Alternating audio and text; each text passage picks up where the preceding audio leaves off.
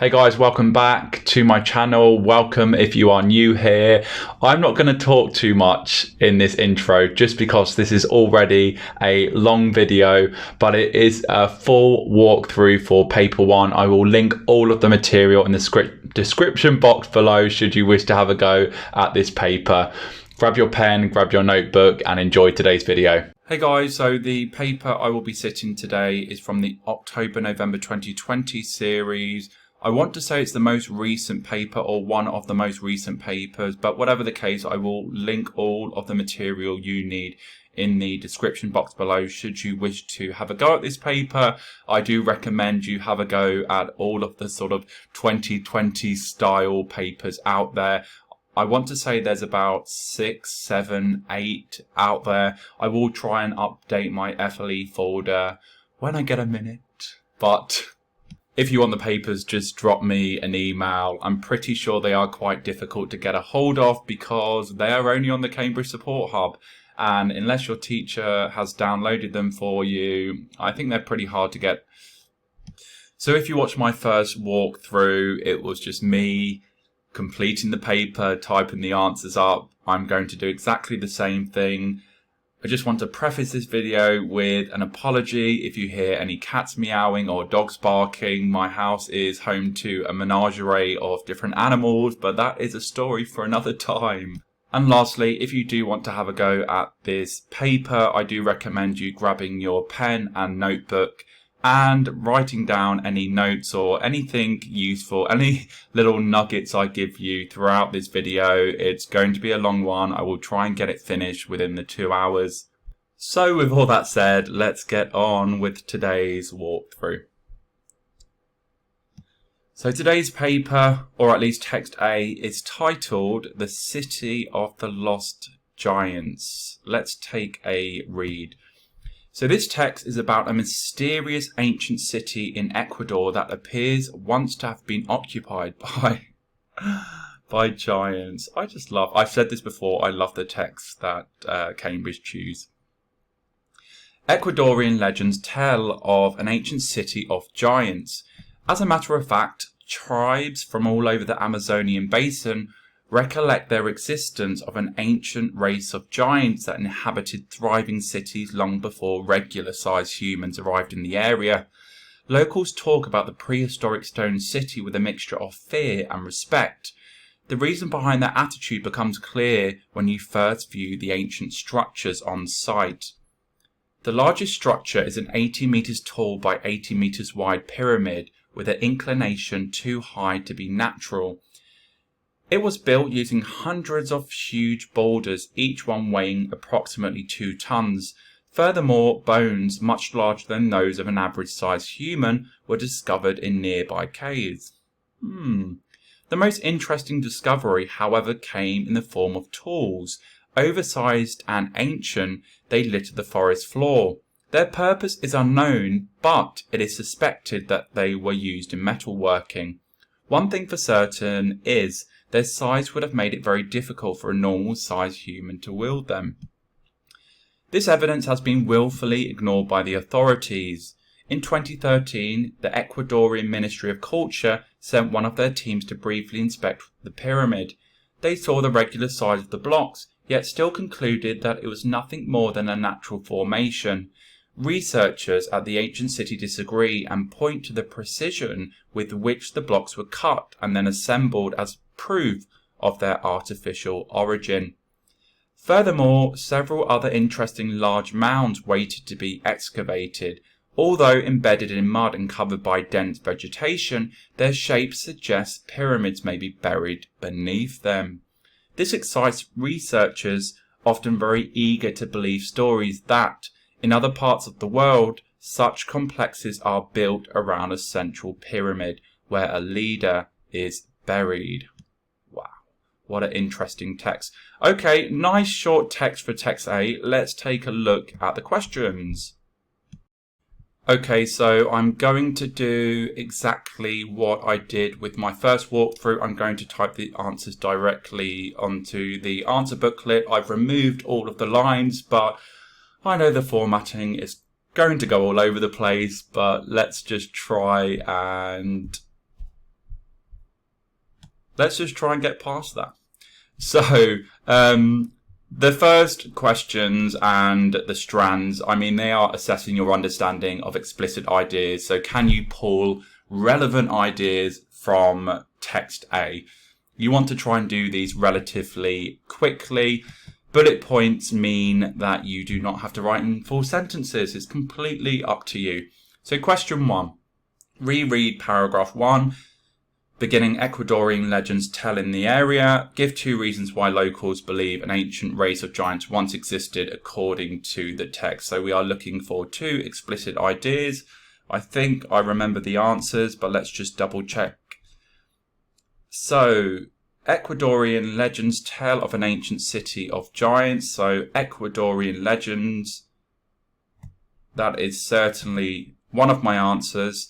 And then it goes on to say that tribes from all over the Amazonian basin recollect the existence, or their existence. So there is my second answer. And quite simply, I'm just going to type the answers and hope that I spell this right. Ecuadorian legends. And the second one was tribes from all over the Amazon basin recollect their existence. And that would be enough for your 1 mark. Not too difficult. Now, the B strand is a little bit more difficult, but not difficult if you approach it correctly. So this is the first question, which states that you must use your own words and you have to explain what each phrase means within the given context. So the first strand is thriving cities and the second one is ancient structures. Now, you can approach this in 2 different ways. You can explain what both strands mean individually. So the adjective thriving means successful. Cities is, I guess, referring to a large population, and you can just bullet point those 2 things. I like to tell my students just to explain the whole phrase, and this might mean writing a short sentence or a short phrase. Whatever the case, you mustn't use any of the original words. So you mustn't use thriving, you mustn't use cities, you mustn't use ancient, and you mustn't use structures. So you need to think of appropriate synonyms, and thriving in the context of this phrase very much, as I've mentioned, means successful or flourishing, and we can substitute cities for community. And I'm pretty sure that would be enough for the 2 marks. So I'm just going to put a flourishing community. That would be enough for my 2 marks because I am explaining both strands. Now, ancient structures. I imagine it would not be enough just to say old buildings, because ancient is more than simply being old. Cambridge can be quite picky with this question. I wonder whether they would accept very old buildings, but I'm going to go with... It really annoys me how the font has just completely changed, but I'm going to deal with it. So I'm going to put buildings from... Let's put buildings from early civilization. And it's changed the S to a Z or a Z. So that would be enough for my 2 marks because I've explained that ancient is referring to early civilization and structures. I have replaced that with buildings, and that would be enough for your 4 marks. Make sure you get this question right, otherwise you're just waving goodbye 4 easy marks. I had to change the font. Okay, so C. Reread paragraph 3. The largest structure is to wield them. Give 2 reasons why it might be assumed that the giants worked hard. Again, 2 bullets. You don't necessarily have to write in full sentences, and this is assessing your understanding of explicit ideas. So can you pull 2 relevant ideas from text A? So a skill that you really want to develop are your skimming and scanning skills. So you need to be able to look for relevant information and quite quickly, rather than rereading the text closely 2 or 3 times. So we are looking for information which suggests or assumes the giants worked hard. The first thing that I'm drawn to is the fact that hundreds of huge boulders were used. I'm certainly going to use that for one of my bullets.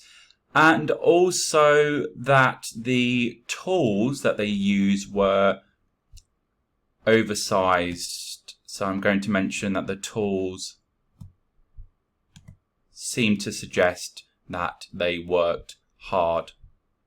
Remember to look at the marks in the brackets. Obviously, if something is 1 mark, you usually need 1 piece of evidence. If something is 2 marks, you need 2 pieces of evidence, etc., etc. So to get the 2 marks, I need to give 2 reasons. And as mentioned, one of them, I'm going to put that hundreds of heavy boulders were used. And for my second bullet point, I'm going to put oversized tools were used. And you don't need to explain, you don't need to sort of infer or anything. That would be enough for my 2 marks. So let's have a look at gosh, there are so many new questions. I often forget. Years ago, it was just 3 questions. Well, years ago, pre-2019. Anyway, I digress. D, reread paragraph 4. This evidence has artificial origin. Identify 2 pieces of evidence that the Ecuadorian authorities did not want to believe the findings. Again, another straightforward question. Let's look for that evidence. So let's just quickly scan this paragraph again. This evidence has been willfully ignored by the authorities. So that is going to be definitely one of my answers. The Ecuadorian Ministry of Culture sent one of their teams to briefly, keyword being briefly, inspect the pyramid. So I'm also going to mention that their own inspection was very brief and clearly not adequate. So I'll just highlight that one. And I just want to say, just as I am highlighting, guys, you should be highlighting evidence.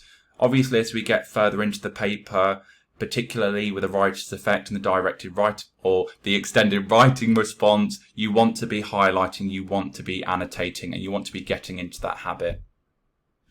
So quite simply, I am going to put they ignored the evidence, and I'm also going to put their own inspection was brief.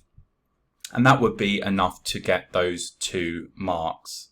So for the second strand, you have to explain why researchers believe that these man-made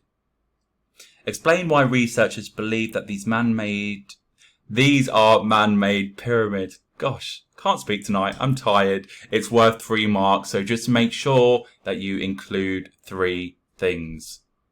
So let's quickly scan this paragraph again.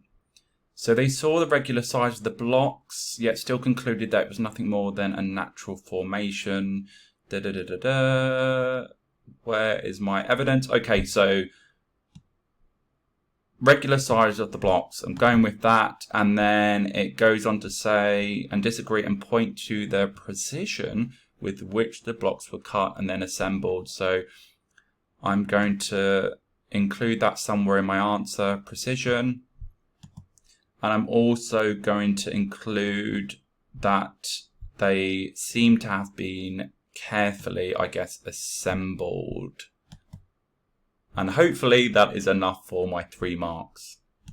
So I'm going to put the regular shape of the block. So I guess and I'm inferring here that the shape almost seems artificial, doesn't seem natural. So the regular shape of the blocks, the fact that they seem to have been, let's put, precisely cut, and lastly,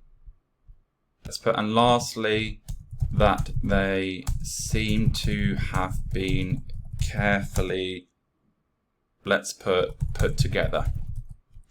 So the regular shape of the blocks, the fact that they seem to have been precisely cut, and lastly that they seem to have been carefully put together. That, fingers crossed, would be enough for our 3 marks. Now let's have a look at the E strand. So reread paragraph 5 beginning, furthermore several other leader is buried, using your own words. Explain why it is possible that the researchers are wrong in their theories. And again, this is worth 3 marks, so you want to use your own words as much as possible. Okay, so I am actually just going to read this whole paragraph because it is slightly more challenging. Furthermore, several other interesting large mounds wait to be excavated. Although embedded in mud and covered by dense vegetation, their shapes suggest pyramids may be buried beneath them. Suggests.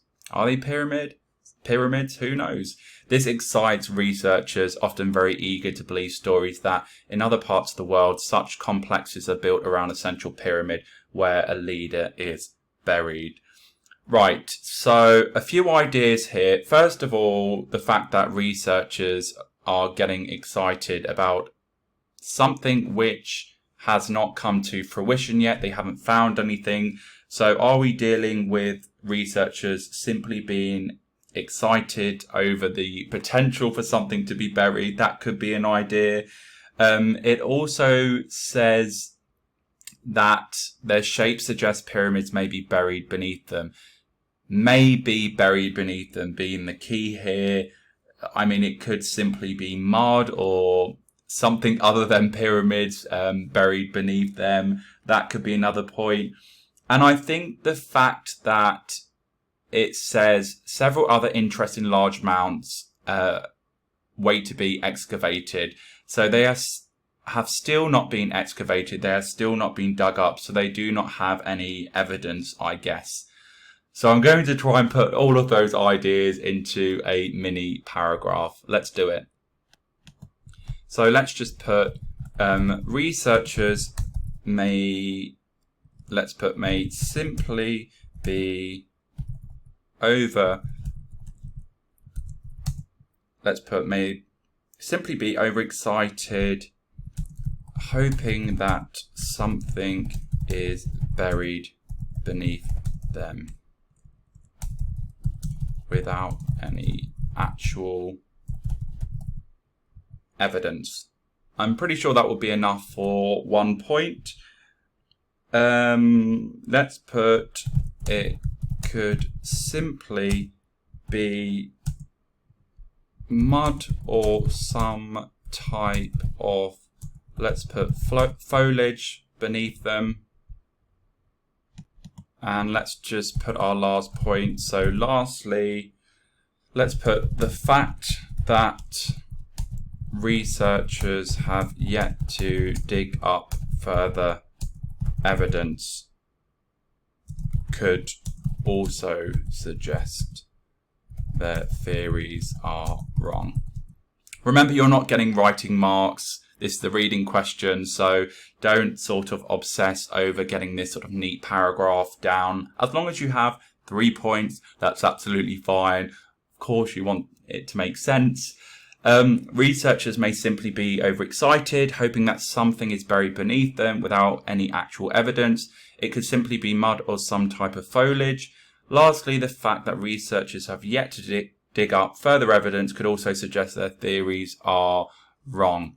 And again, this is the only question which states, using your own words, make sure you do not copy from. Apologies, the recording software I use only lets me record for 15 minutes. So I have no idea where I left off, but let me just read this again. Researchers may simply be overexcited, hoping that something is buried beneath them without any actual evidence. It could simply be mud or some type of... I'm going to put in a little semicolon because why not? Lastly, the fact that researchers have yet to dig up any further evidence could also suggest their theories are wrong. 3 things in your own words. Now, the next question is a dreadful summary question. Oh yes. 10 marks available for the content and 5 marks for the quality of your writing. This is the only question which stipulates that you must not go over the 120 word count. You want to try and be dead on 120, slightly under. You don't really want to be going over, 121, 123, maybe even 125, but you want to try and be as close to 120 as possible, because a summary by its nature is a concise piece of writing which includes the main ideas only. And of course, this is looking at text B. Now, with this particular question, you want to try and include a range of ideas. Yes, there are 10 marks available for reading. 7 ideas is absolutely fine. Do not obsess. Sometimes it's quite difficult actually to get 10 ideas and write a 120 word summary. But 7, 8, 10 would be ideal. That would be absolutely fine. And you want to try and get those 5 marks for writing. So using appropriate discourse markers, firstly, secondly, lastly, making sure your tone is appropriate, making sure that your writing is objective and factual. And the other thing, and probably the most important thing, is that the ideas that you highlight, you must make sure that you reword them where appropriate. You mustn't be lifting from the text or you will get penalised quite heavily. And you should also, once you've highlighted your evidence, you should number them accordingly. You should group them in a sensible way. You shouldn't really be adopting this beginning to end or this chronological approach, because chances are you will be repeating yourself. So the question is, according to text B, why are the existing theories about how the crooked forest was formed unlikely to be correct? And there's only one strand. Usually the summary questions, they have 2 strands, so it's, fingers crossed, slightly more straightforward. So let's first read text B carefully, titled The Crooked Forest. Context at the top. So in this text, the writer describes his visit to the Crooked Forest in Western Poland. I've seen pictures, it looks amazing, I want to go. The Crooked Forest consists of approximately 400 pine trees that grow in an unusual way outwards from their base. The writer is very interested in how they are formed.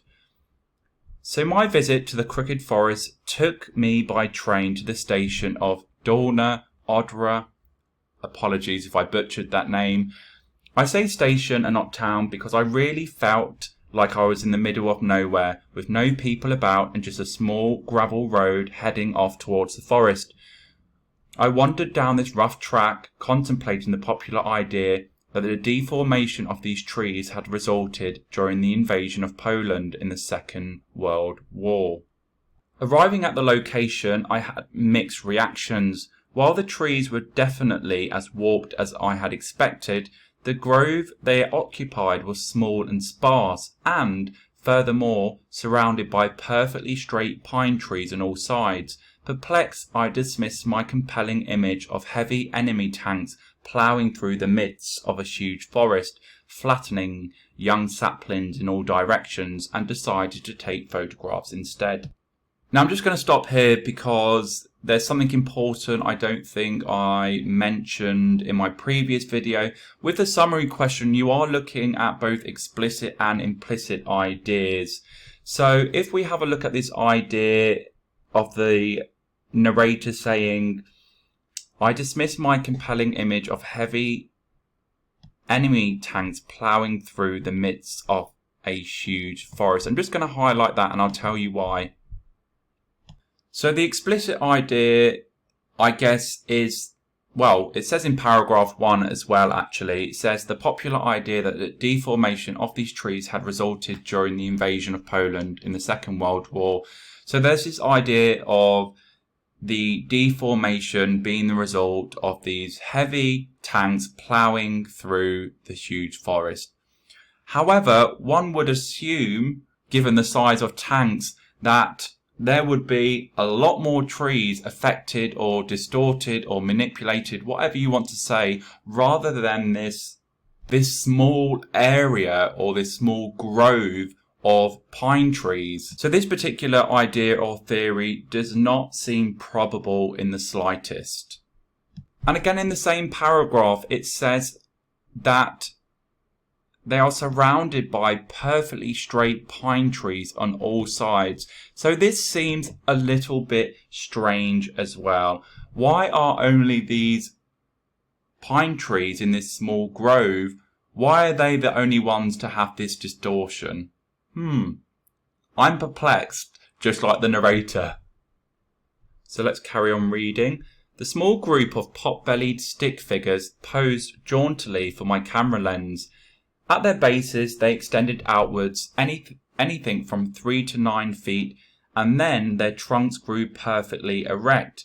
It did seem highly unlikely that the trauma of being run over by ridiculously heavy tanks would result in the odd yet uniform curvature if these young trees survived at all. And there we go. Further evidence to substantiate this theory as being a load of nonsense. But there's also another piece of evidence which we could use. So the speaker says or describes their odd yet uniform curvature. I'm just going to highlight that. It seems very, very unusual, again, that only these trees would be affected and that they all look the same. Some kind of genetic mutation, maybe. So we have our next sort of idea or theory.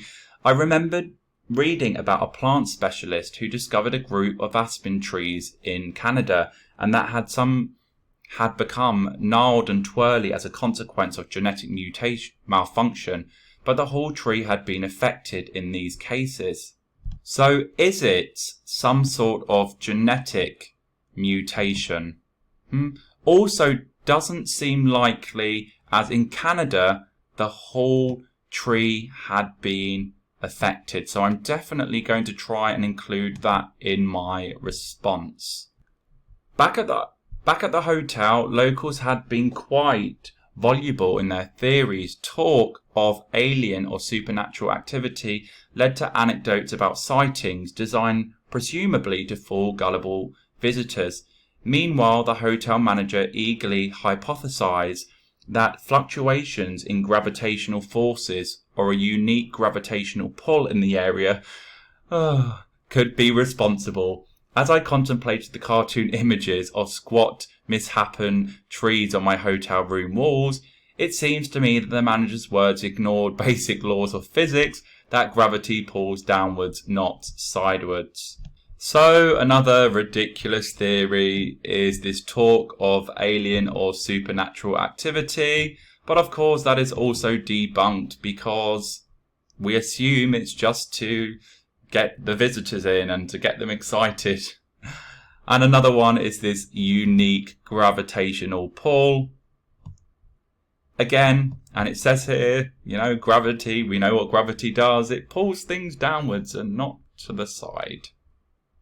Sitting now on one of the very solid horizontal lower trunks and contemplating the white-coated landscape surrounding me on this early spring morning, I wondered too about the effects of heavy snowfall. Still, I observed the vast number of perfectly vertical pines forming a neat and protective circle around me.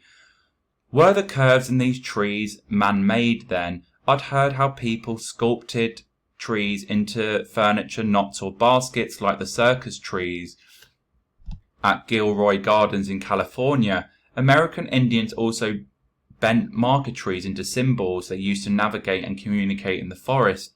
We have a few in Thailand, but these trees are often found solo and not necessarily in Europe. So again, we've got a few ideas. We can mention the effects of snowfall, but I mean, people visit these trees to, sit on them, to get a selfie on them. It seems highly unlikely that snow would have any effect at all. And then, of course, we have the fact that there are a vast number of perfectly vertical pines forming a neat and protective circle around the narrator. So everything just seems a little bit strange. Why are these the only trees that have been affected? Have they been man-made? Who knows? And then lastly, it mentioned how such trees or similar trees do exist. I mentioned there are quite a few in Thailand known as sort of marker trees, which are sort of twisted and bent in all various different shapes. But these are often found solo and not in a big group. So I'm going to try and include that. Obviously, there's a lot of evidence here, guys, and we've only got 120 words. So if I was doing this, if I was sitting this paper for real, I would look at all of my evidence. I would decide which pieces I'm actually going to use, and I would number them accordingly. I think I am going to start at the beginning. You don't always have to, but I would number the evidence in terms of when you are going to include that in your summary. So the first idea I'm going to explore in my summary is this idea of tank damage. And remember, we do not want to use any of the words from the quotations, or at least we need to reword where appropriate. You can do a summary, but I'm just very conscious that there's a lot of information here, so I don't want to eat into my word count. So I'm just going to start straight away with the connective firstly, and I'm going to put the idea of tank damage seems, let's put, improbable, as it would have, let me just go back to the paper. Sorry, there's going to be lots of flicking between the two papers. Yeah, as mentioned, the damage would have been far more severe. It would have extended beyond the small grove. So I'm going to put something along those lines. Improbable, as it would have extended far beyond such a small area. So we would get our mark there. Let's develop it a little bit. As such, you would expect much more trees to have been affected. Third, fourth time lucky. Firstly, the idea of tank damage seems improbable, as it would have extended far beyond such a small area. As such, you would expect much more trees to have been affected. So the next idea I'm going to explore is this idea that they are odd in the sense of them being completely uniform. Remember, we don't want to use that adjective uniform, so I mean we can say that they are all identical, and I'm going to group that with the idea of it perhaps being down to genetic mutation and how that is highly unlikely. So let's use secondly. So secondly, the fact that all the curves are all can't spell, are all identical. Let's put all identical in appearance. Let's put also seems unusual. Let's link this with the genetic mutation. So let's put the idea that this is perhaps due to a genetic mutation. I think Cambridge would be fine with you using that phrase. I wouldn't imagine they would.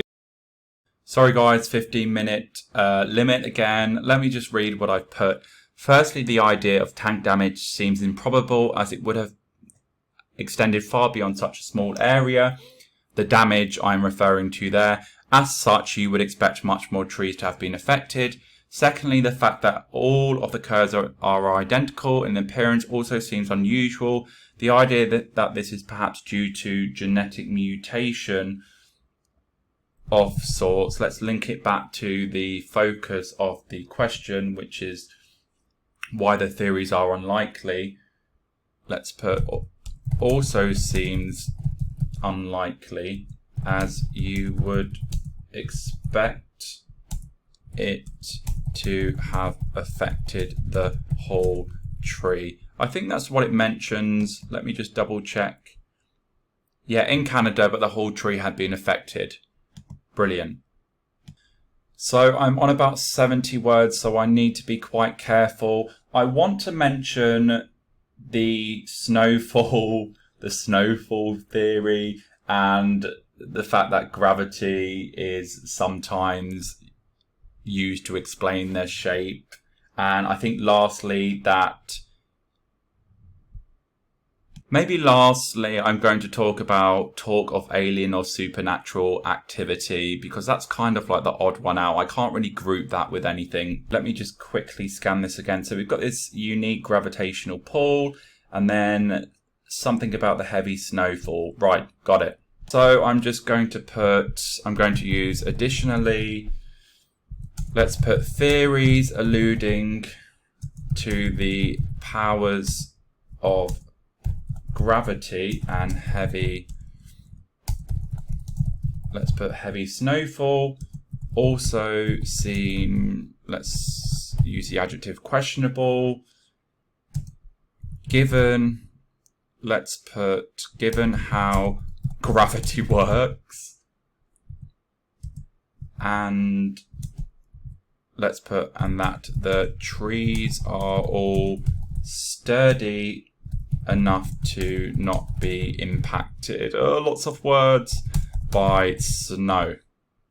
We're all good, guys. 105 words. 105 words. So I'm going to mention this sort of supernatural activity theory, which of course is a load of all hoo-ha, and that is going to be my last point, and hopefully I should have a range of points to get a decent mark. So of course I'm just going to use that discourse marker lastly. So I'm just going to put lastly, the idea of some sort of supernatural force seems like a gimmick to entice tourists to the area. Let's do a quick word count. Oh my goodness, guys. 124 words. 124 words. Okay, what words can I get rid of? Right, I'm determined to make this. Let's delete that. Lastly, supernatural forces being responsible seems like a gimmick to entice tourists to the area. Would you believe 120 words exactly? That has never happened. Never. Right. If I'm being honest, that question I thought would be a lot easier than what it actually was, because usually the questions which ask you to look at two sub ideas, that's quite challenging because you need like 5 ideas for the first and 5 ideas for the second. Anyway, let's take a read of the summary. So firstly, the idea of tank damage seems improbable as it would have extended far beyond such a small area. As such, you would expect much more trees to have been affected. Secondly, the fact that all of the curves are identical in appearance. I mean, I could remove in appearance. In fact, I'm going to do that. Let's get rid of that. We don't want.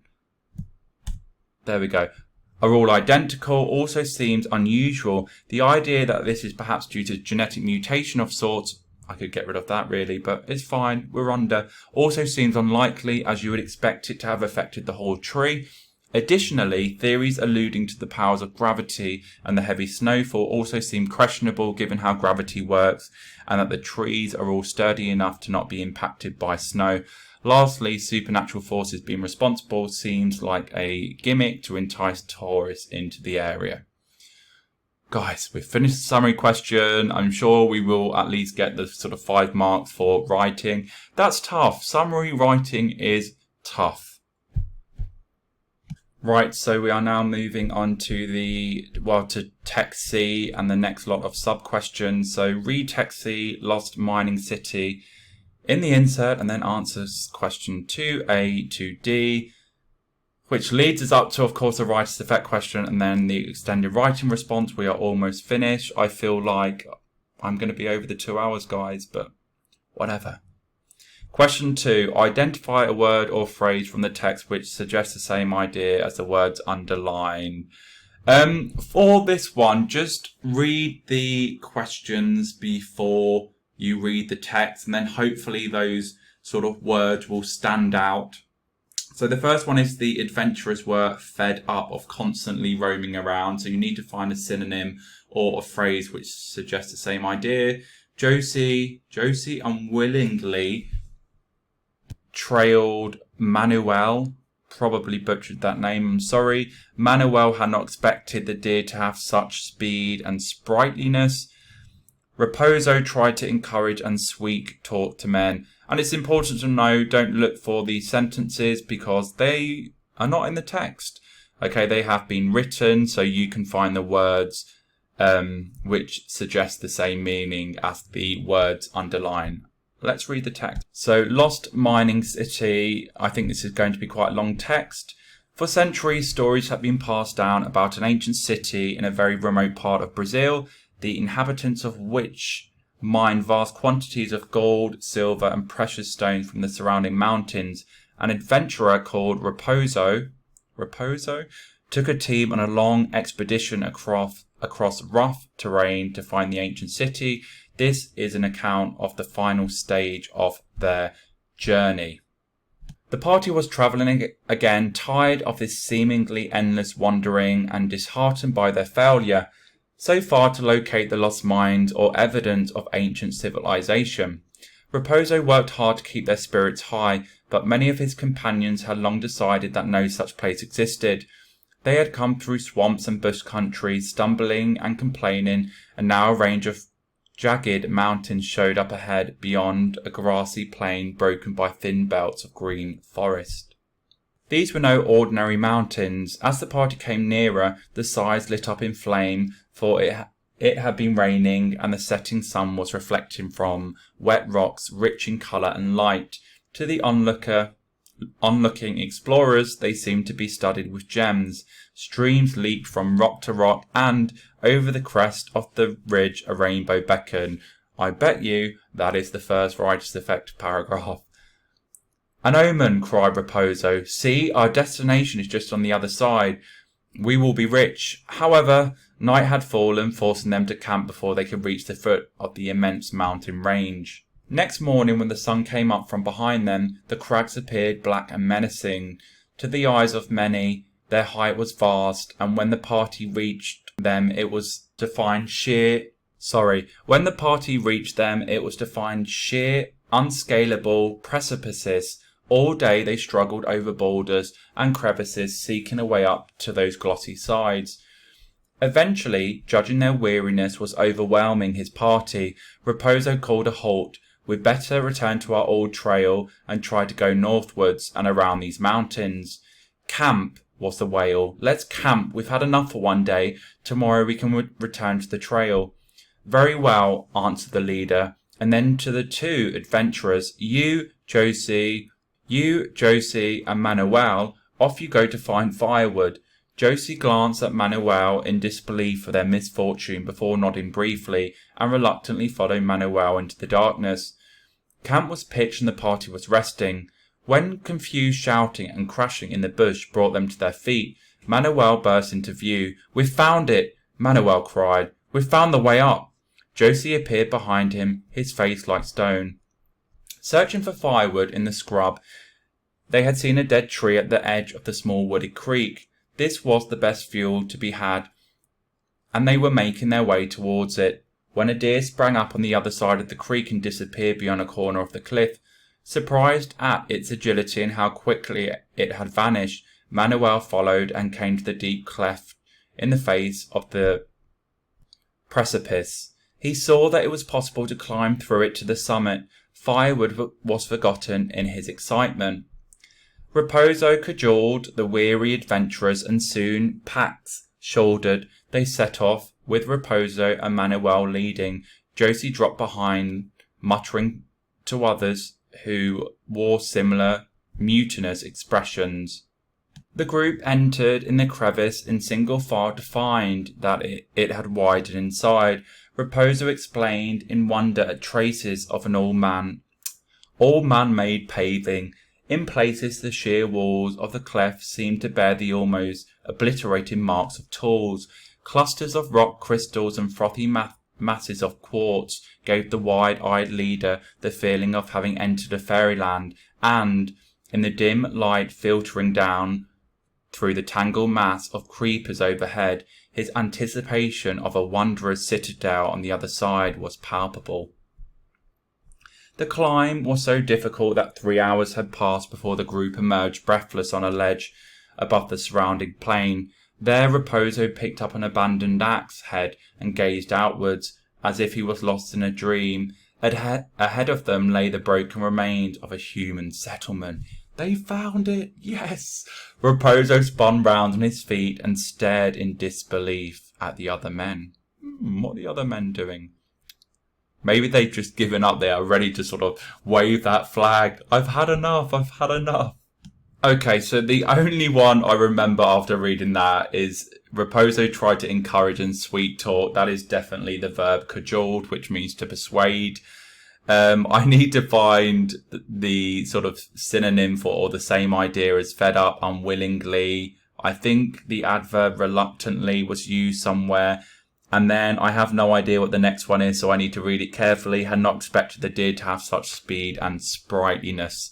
So let's have a scan. Remember, this is worth 4 marks. Hopefully it shouldn't be too difficult. So excuse if there's any sort of radio silence, I am just... I'll try and keep you entertained. Okay, so the first one is, of course, tired of his seemingly endless wandering. I wonder if they would accept just tired. I'm going to put that whole phrase, actually. I mentioned, I'm pretty sure they use reluctantly somewhere. I have no idea whereabouts it is. Maybe I'm looking for something which is not even there. Where are you? This is where I should pause the video, really, but I want it to be real time. Yes, I was not making up. And reluctantly follow Manuel into the darkness. Reluctantly, of course, is a synonym, I guess, for unwilling. So there is our second one. And we also need to find something which has the same idea as speed and sprightliness. So, of course, sprightliness, I guess, referring to energy. I have no idea where this is, so I'm just going to have a little look. Oh, dear me. You could potentially spend a long time on this question. Where are you?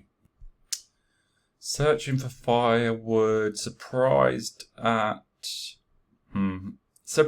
its agility and how quickly it had vanished. Do we need the whole thing? I think we can just go with agility. That's fine. And I definitely remember the last one, and that is Raposo cajoled the wary adventurous. I'm just going to use the verb cajoled. I'm just going to put, just because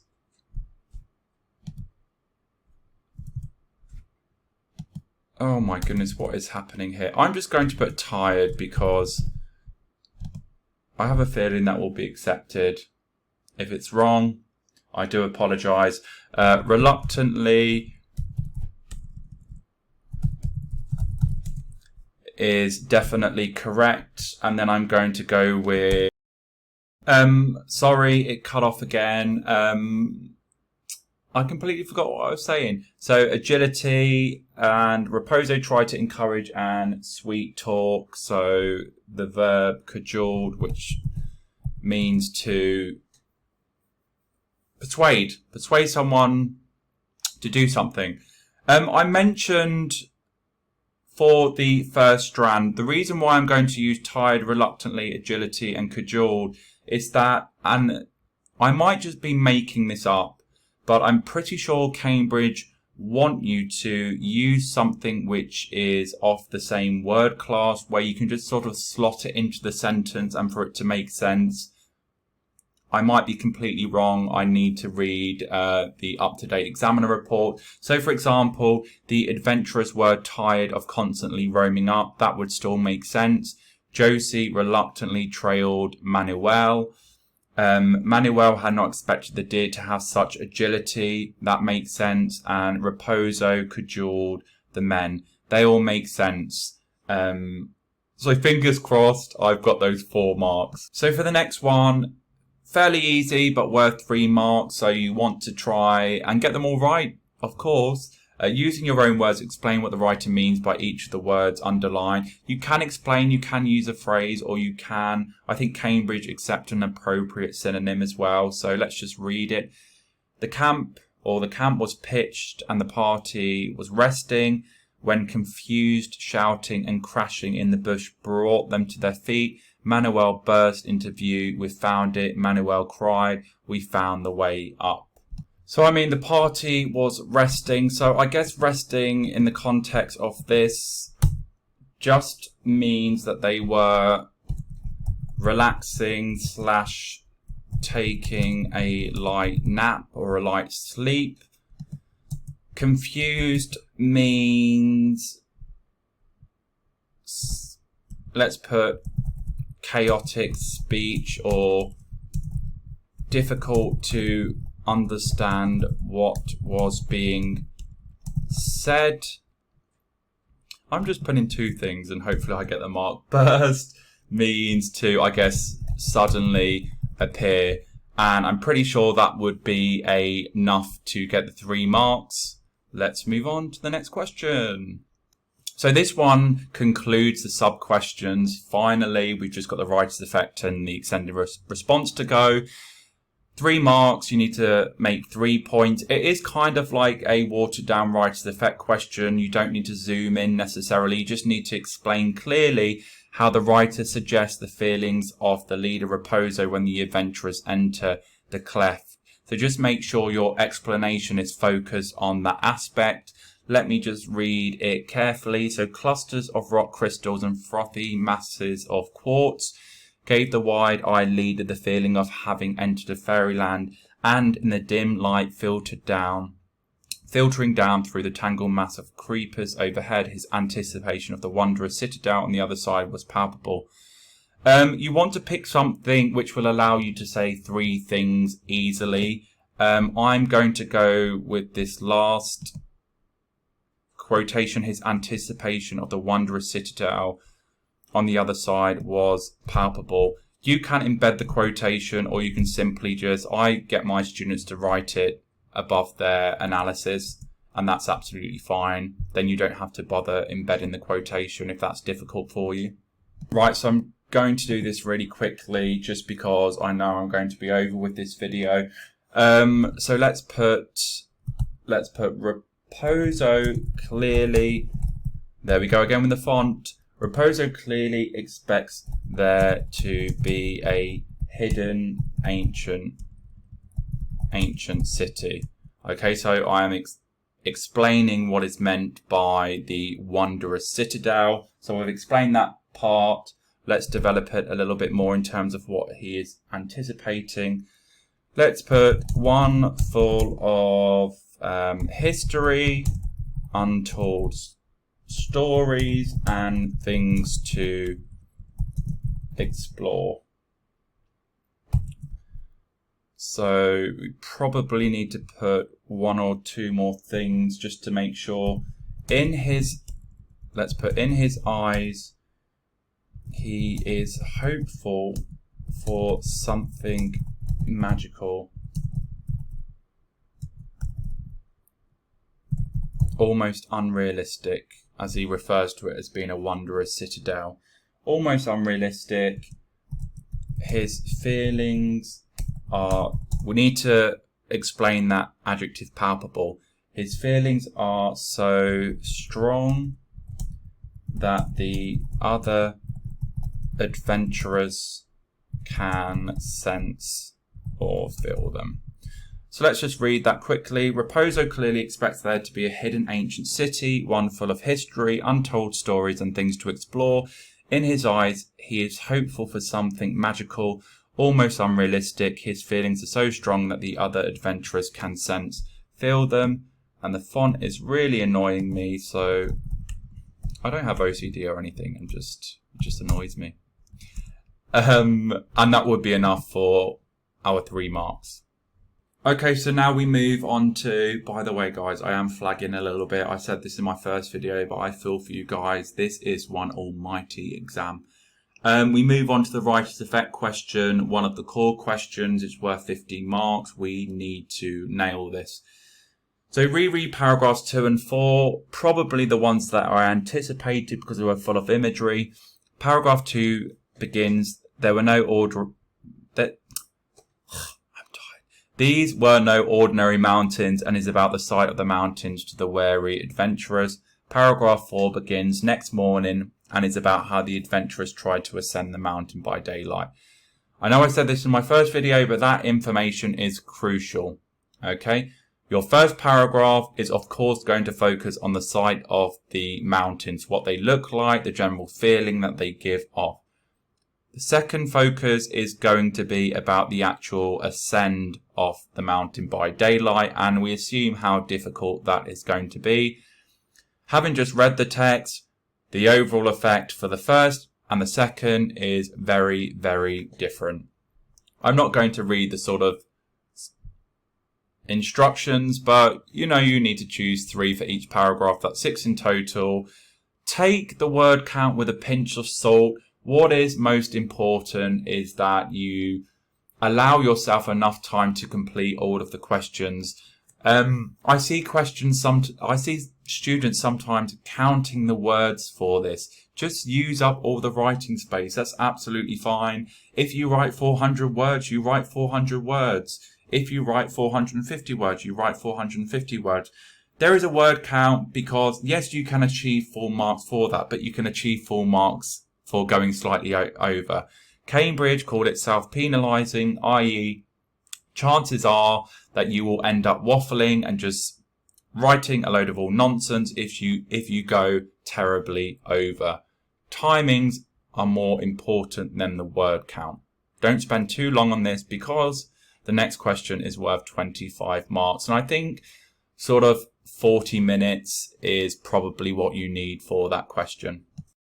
Okay, so I've just copied and pasted the paragraphs onto my document. Obviously, you would highlight. I'm just trying to speed things up a little bit. Otherwise, I'll be flicking between the 2 pages. I'm just going to read the first paragraph. So, these were no ordinary mountains. As the party came nearer, the sides lit up in flame, for it had been raining and the setting sun was reflected from wet rocks, rich in colour and light. To the onlooking explorers, they seemed to be studded with gems. Streams leaped from rock to rock, and over the crest of the ridge a rainbow beckoned. Whew.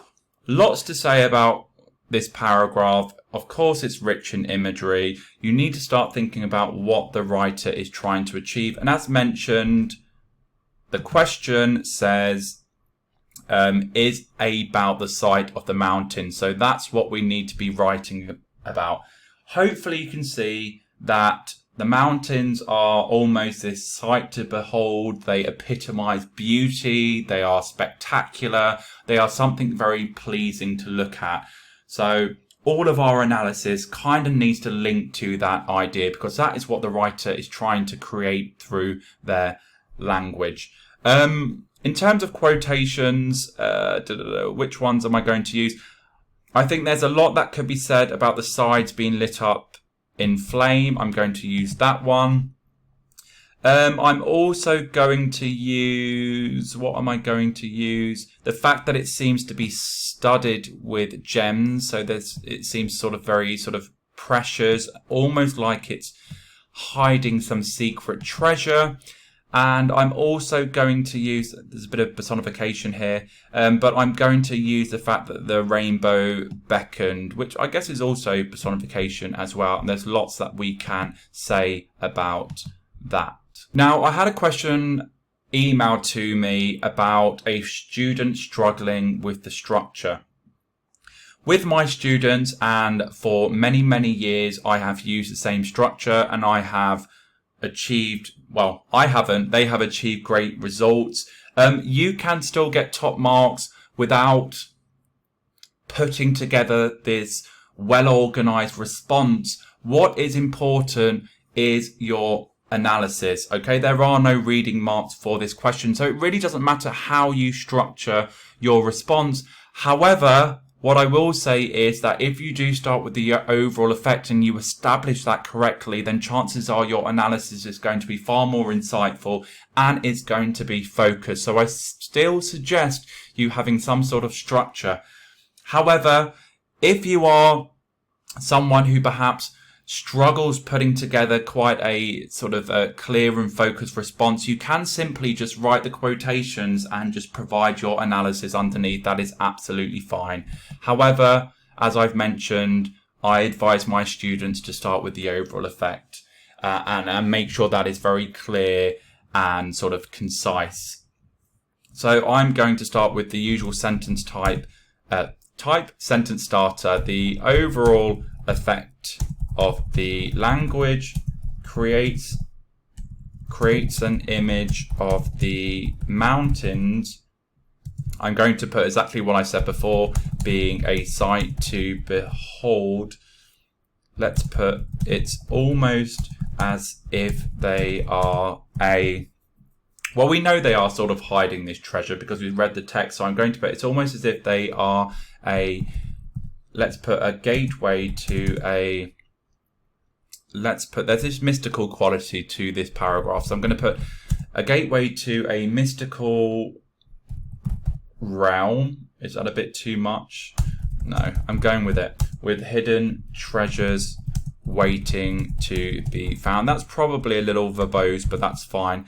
The overall effect of the language creates an image of the mountains being a sight to behold. It's almost as if they are a gateway to a mystical realm with hidden treasures waiting to be found. My analysis is going to be linked closely, very closely to that opening sentence. And those of you who use the 5 steps to success, you'll know that the transition phrase comes next. And this doesn't change. So the writer begins by describing, I'm going to try do this really quickly, describing the mountains sides being, let's put, lit up in flame as a result of the earlier rain. And again, if you can embed your quotations, that's absolutely fine. It's great. It does read better. It probably will impress examiners, but it's not a prerequisite to getting 15 out of 15. So don't worry too much if you struggle embedding quotation. Then we use a zoom in technique. So we're just going to lit up in flame. We're just going to refer to that as imagery. So the writer's use of imagery here is particularly striking, so we are using that evaluative voice, which no doubt will impress examiners. And it's striking because, let's put here, it's particularly striking as it creates an image of the mountains being, let's link it, I've mentioned that it's sort of like a mystical realm. Let's spell that correctly. It creates an image of the mountains being almost, let's put, otherworldly. Okay. And then we are going to analyze a little bit further.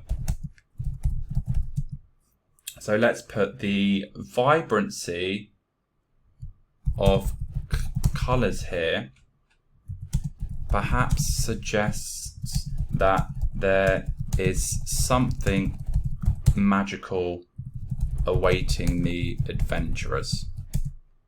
Okay? I always say to my students, you want to try and write 2 things for each quotation. Invariably, it does result in students going over the word count, but again, you are not going to get penalised as long as your analysis is focused. Use up all of the pages, that's absolutely fine. That to me will get a lot of ticks. Let's move on to our second image. So the writer, we need a transition phrase. So the writer then moves on to describe the mountains being, let's put, studded with gems. Shall we? Yeah, let's call it imagery again. So the writer's use of imagery here, let's put, creates an image of the mountains being, so they are studded with gems. So let's use that verb adorned, so being carefully adorned. So that's our sort of explicit exploration. Carefully adorned with precious stones. So we would definitely get a tick there for exploring explicit and implicit with that sort of adjective precious. So precious stones, perhaps alluding to the mountains. What can we say? So gems are often, I know nothing about gems, but I know there's all different colours and they symbolise stuff, and sometimes they're quite sacred. So I'm going to put something like that. So perhaps alluding to the mountains being, let's put, mountains being a sacred place and holding something of value. Maybe that's repeating myself a little bit, but you know, that's fine. I'm tired. Let's plow on. And then our last image, lastly, the writer goes on to describe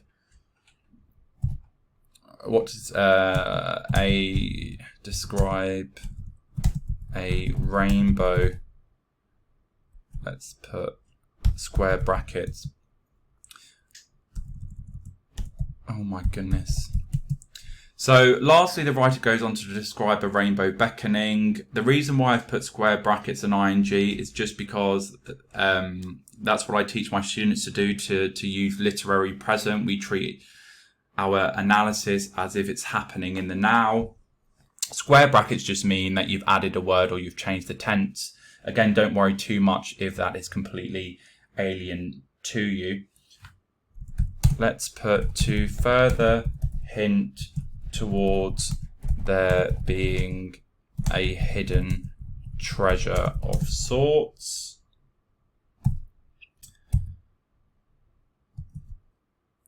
To further hint towards there being a hidden treasure of sorts. Now, what is interesting is that verb beckoning. For me anyway, it's almost as if the writer's trying to sort of personify the rainbow, and that rainbow, along with the beauty of the mountains, is making it incredibly enticing and inviting, and it's almost sort of compelling them to continue on with their journey despite how difficult it has been.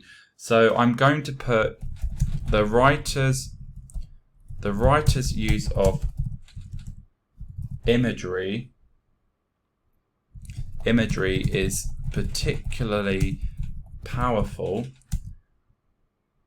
as, as it seems to, personify the rainbow. It's as though the rainbow is inviting, or perhaps enticing them to explore further. I think that's good. I know it was very quick. Apologies for any glaring errors. The overall effect of the language creates an image of the mountains being a sight to behold. It's almost as if they are a gateway to a mystical realm with hidden treasures waiting to be found. The writer begins by describing the mountain sides being lit up in flame as a result of the earlier rain. The writer's use of imagery here is particularly striking as it creates an image of the mountains being almost otherworldly. The vibrancy of colours here perhaps suggests that there is something magical awaiting the adventurers. The writer then moves on to describe the mountains being studded with gems. The writer's use of imagery here creates an image of the mountains being carefully adorned with precious stones, perhaps alluding to the mountains being a sacred place and holding something of value. Lastly, the writer goes on to describe a rainbow beckoning, to further hint towards there being a hidden treasure of sorts. The writer's use of imagery is particularly powerful as it seems to personify the rainbow. It's as though the rainbow is inviting or perhaps enticing them to explore further. So there we have 3 images explored very well. We've said at least 2 things about each image. I'm going to go over the word count. I know I am, but I mean, if you are desperate to stick to the word count, and perhaps part of me is suggesting you do, if you are not necessarily the best with your timings, saying one thing about each image is absolutely fine as long as it is insightful and you are not just relying on sort of explicit ideas. This is language analysis and you need to show an appreciation of how language works. Let's move on to the next paragraph. Okay, just to remind ourselves, our second paragraph needs to focus on the adventurers trying to ascend the mountain by daylight. This doesn't always happen, but usually both paragraphs are in complete contrast with one another. By the way, if you can hear my dog licking my leg, I do apologise. I have no idea what's wrong with her. I'm distracted now. Right, so let's just quickly read it. Next morning, when the sun came up from behind them, the crags appeared black and menacing. To the eyes of many, their height was vast, and when the party reached them, it was to find sheer, unscalable precipice. All day they struggled over boulders and crevices, seeking a way up those glossy sides. So 2 words which you might be familiar with, unfamiliar with, but if you pay attention in geography, maybe you know what they mean. So crags. Crags are the sort of the rugged sort of rock face of a cliff, if that makes sense. And then you've got the unscalable, so difficult to climb, very tall. It says the height was vast. And then there's this word precipices. Gosh, try saying that. Referring to, again, a very sort of steep rock face. I mean, you could get away with this response, not knowing what those words mean. I don't think it's important, but sometimes there are sort of words which are or will be unfamiliar to you. It's best to use quotations where you know what all the words mean. So I'm definitely going to use the crags appearing black and menacing.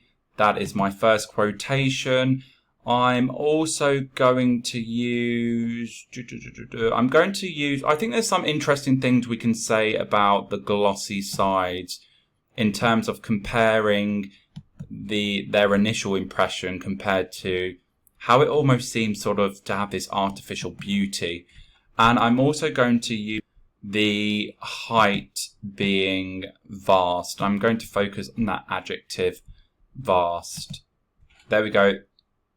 My 3 images I'm going to use for my response. Now, hopefully, if you are comparing this paragraph to the previous paragraph, you'll see how it's almost changed now that they are that much closer. It seems that the actual ascent itself, it's dangerous, it's difficult, and it's almost as if the mountains have, I guess, transformed into something quite threatening and hostile. And that usually is the case with Cambridge text. There's this sort of clear juxtaposition. Apologies if you can hear my dog barking. I think that's my dog telling me it's bedtime, it's bedtime. I'm just going to put this onto the second page. So remember, we start with our overall effect, just to make sure that our analysis is nice and focused. So I'm going to go with, let's put the overall effect of the language creates an image of the, it's about the ascend, so let's use that word. The ascend being both incredibly difficult and dangerous. So we are showing Cambridge that we are aware of what the writer is trying to achieve. And then let's put, oh my goodness, what is happening? It's almost as if the mountains have, just to show Cambridge that we are aware of the contrast, let's put, it's almost as if the mountains have transformed into something quite threatening and hostile. So the overall effect of the language creates an image of the ascent being both incredibly difficult and dangerous. It's almost as if the mountains have transformed into something quite threatening and hostile. Then we're going to use our transition phrase. So the writer, why is it doing that? Let's get rid of the space. The writer begins by describing the, let's put the crags, let's use literary present, appearing black and menacing.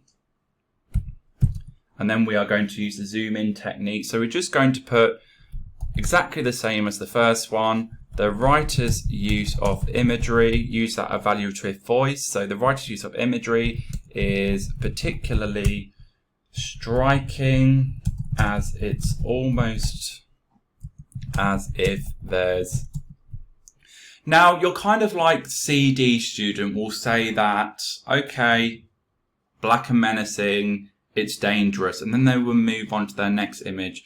We need to go a little bit further than that. We need to show Cambridge that we have read this text and we are able to provide some insightful and original analysis. So it says the crags appeared black and menacing. When I look at that adjective menacing, it sort of creates this image of there being almost this sort of malevolent force. It seems to be, you know, we've mentioned the rainbow. Now it seems to be the mountain almost being sort of personified. It's almost as if the mountains are now making it quite difficult for the adventurous to proceed. Maybe the mountains are protecting, you know, their treasure. So the writer's use of imagery is particularly striking, as it's almost as if there's, let's put, there's some malevolent force trying to prevent the adventurers from ascending the mountains. And I think that would be, or shall we put, okay, in doing so, it foregrounds or emphasizes is absolutely fine as well. It foregrounds the, let's use that adjective, ubiquitous. Ubiquitous, I will correct that in a minute. It foregrounds the ubiquitous dangers around them. Ubiquitous being an adjective to suggest that they are everywhere. Certainly that is enough for my first quotation. Then I'm going to use a transition phrase. So the writer then goes on to describe the height being, I'm just going to use the verb being, just to keep it in literary present, being, my laptop does not want to work today. I have no idea what it's doing. Let me just pause it and try and fix it. No, I didn't manage to fix it. Apologies if the spacing goes all weird, but let's just try and plow on. Emphasizes the, so the explicit idea is that I guess the sheer height of the mountains, and then you can infer that there are challenges as a result. So let's put emphasizes the sheer height of the mountains and the challenges that lie ahead. let's move on to our last quotation. I think this is the most interesting quotation if we are comparing it to the first paragraph. So let's put, lastly, the writer goes on to describe the glossy sides of the mountains. And then we can zoom in. Yes, we can just keep referring to it as imagery, but I think that adjective glossy is particularly powerful, so I'm going to zoom into that. So I'm just going to put the writer's use of the adjective glossy not only suggests that on a kind of literal level, of course, it's suggesting the dangers, they could slip, but also that, I think I mentioned before, from afar, it seems, this awe-inspiring thing, but actually the beauty is superficial. And I think that's key.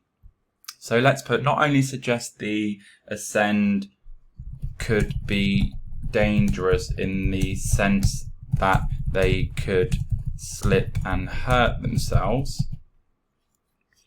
So they can slip and hurt themselves.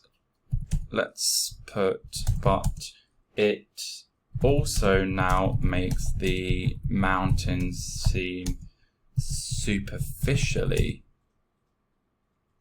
attractive. These kind of little nuggets saying the sort of mountains now seem superficially attractive, they sort of enter the sort of top band territory. They go way, way beyond just saying, oh yeah, up close it seems sort of dangerous, it poses lots of threats. So you want to try and say something quite insightful and original, as I said before. Let's develop this a little bit further.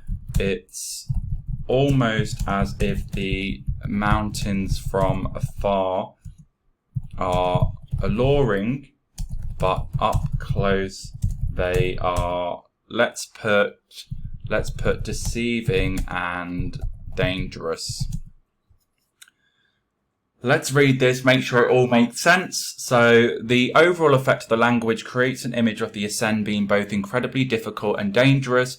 It's almost as if the mountains have transformed into something quite threatening and hostile. The writer begins by describing the crags appearing black and menacing. The writer's use of imagery here is particularly striking, as it's almost as if there's some malevolent force trying to prevent the adventurers from ascending the mountains. In doing so, it foregrounds the ubiquitous dangers around them. I mean, you could probably get rid of that sentence, but the writer then goes on to describe the height being vast, describing the height being vast, which emphasizes the sheer height of the mountains and the challenges that lie ahead. Lastly, the writer goes on to describe the glossy sides of the mountains. The writer's use of the adjective glossy not only suggests that the ascent could be dangerous in the sense that they could slip and hurt themselves, but it also makes the mountains seem superficially attractive. It's almost as if the mountains from afar are alluring, but up close they are deceiving and dangerous. I am happy with both of those paragraphs, and I'm almost positive on a good day, if a Cambridge examiner were to mark this, it would get pretty good marks. I think I've just got enough battery power to tackle the extended writing response. This is kind of why sometimes some teachers get their students to do the question 3 first, just because it takes so much effort in understanding the text and understanding the type of character you need to assume and collecting all the evidence. Let's do it. Okay, so question 3 is by far the most difficult question. There is, it is what it is. I'm tired now, so again, I feel for you guys. It's worth 25 marks. You need to write a paragraph for each bullet point. The particular text type for this question is a journal. They love doing journals. You need to know the features of journal writing. So you need to get that kind of a authentic voice through your piece. And those of you who have I've only just noticed this actually. So it used to say for question 3, it used to say, imagine you are. Now it says, you are Josie. And I've said that to my students all along. I've said, I don't want you to imagine. I want you to become that character. I want you to write in their style. I want you to use the type of vocabulary that they use. And that really is what a kind of top band response looks like. You have to successfully assume the role of a character. Otherwise you'll kind of get like a middle band mark for this question. Those top responses, we can hear, or we will be able to hear Josie's voice coming through. So you need to understand his character. Jose. I've probably been saying his name wrong. Do apologise. So Jose throughout the text seems to be he seems to be quite reluctant. He's very tired, as is everyone. And he has to get the firewood, for example. He doesn't seem to be having the most joyous experience. However, there is a moment where I guess he appreciates the beauty of the mountains, just like everyone else.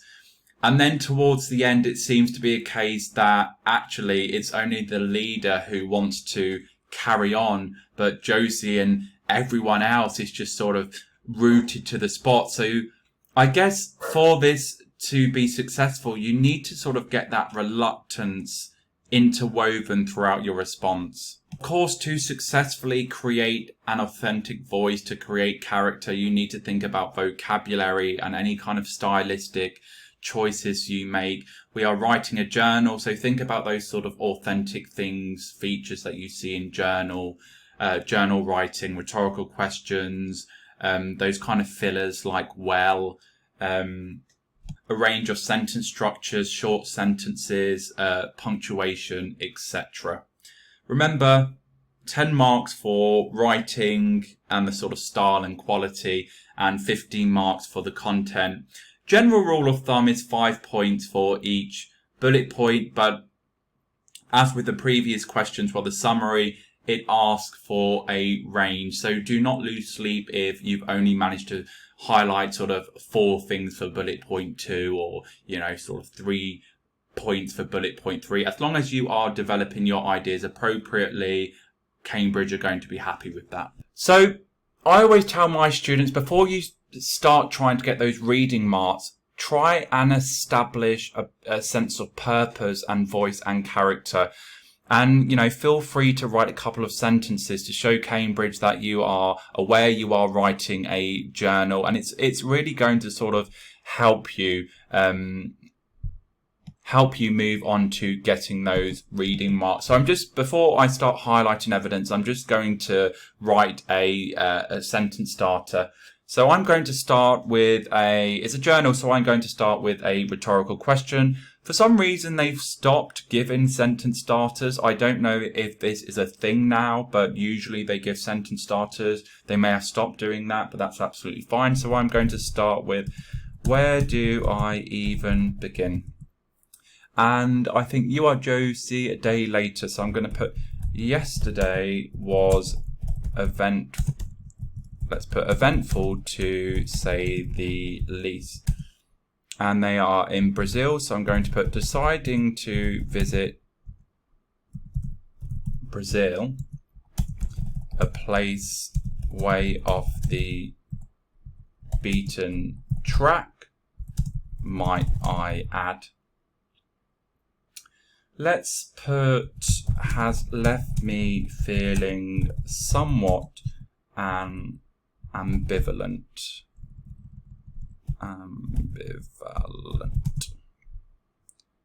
Ambivalent in the sense of having, I guess, mixed emotions about the journey. Was it worth it? Wasn't it worth it?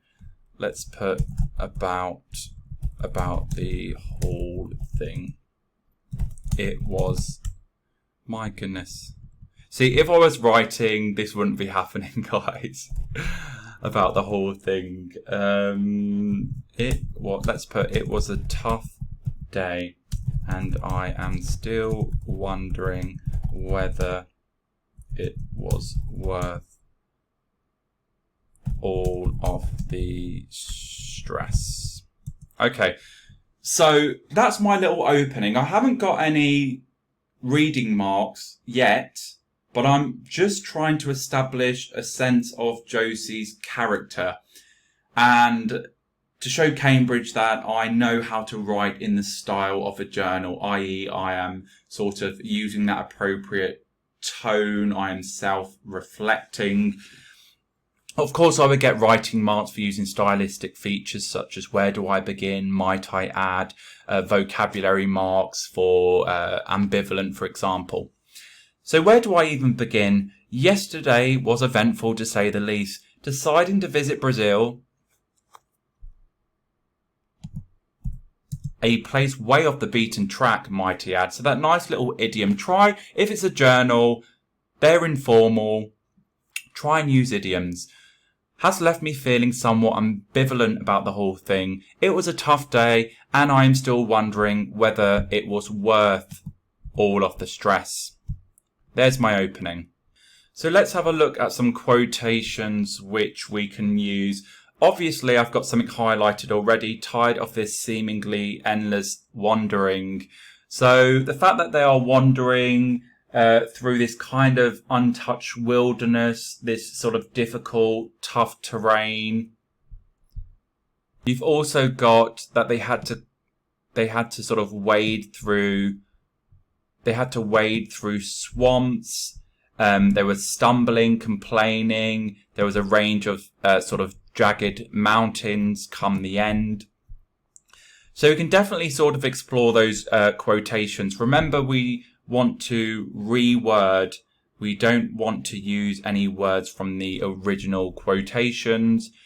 And then, of course, we can use evidence from this writer's effect paragraph. So we've got the fact that the sort of beauty resonates, and we can certainly include that into our journal. So I'm just going to, highlight a few things. I might write about a rainbow, but I'm certainly going to, let's just highlight, and I'll show you what to do with that process. Now,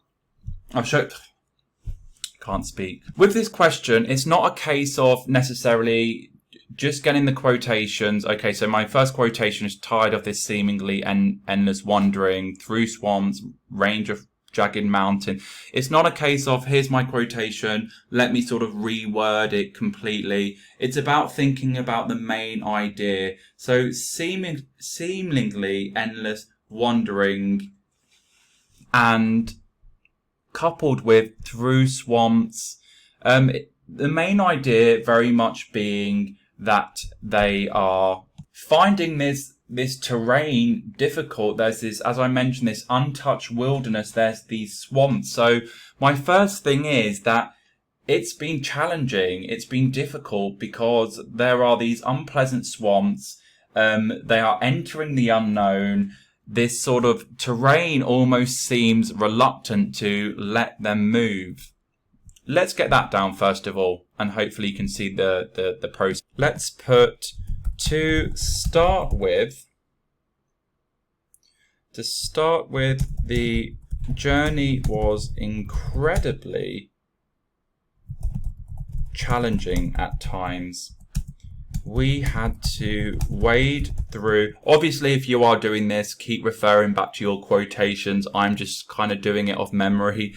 We had to wade through, let's put the untouched wilderness, including rather unpleasant swamps. I mean, Cambridge would be fine. I think just using the word swamps, that's fine. Let's develop it a little bit. It's as though we were entering the unknown. What was that unknown? Well, it was the rough terrain which seemed, let's put, reluctant to let us pass easily.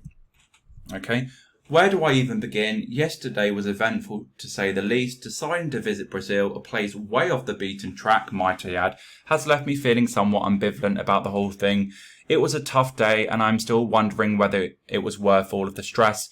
To start with, the journey was incredibly challenging at times. We had to wade through the untouched wilderness, including rather unpleasant swamps. It's as though we were entering the unknown, a rough terrain which seemed reluctant to let us pass easily.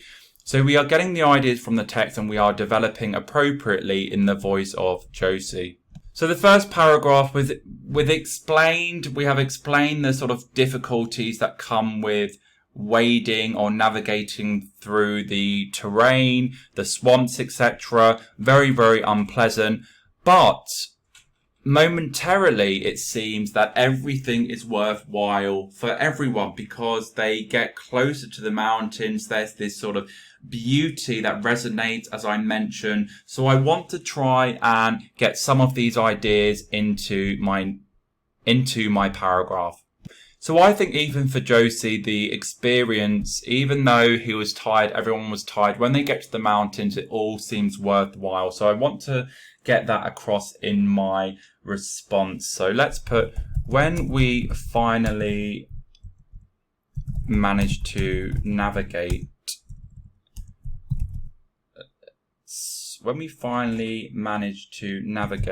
our way through the seemingly impossible,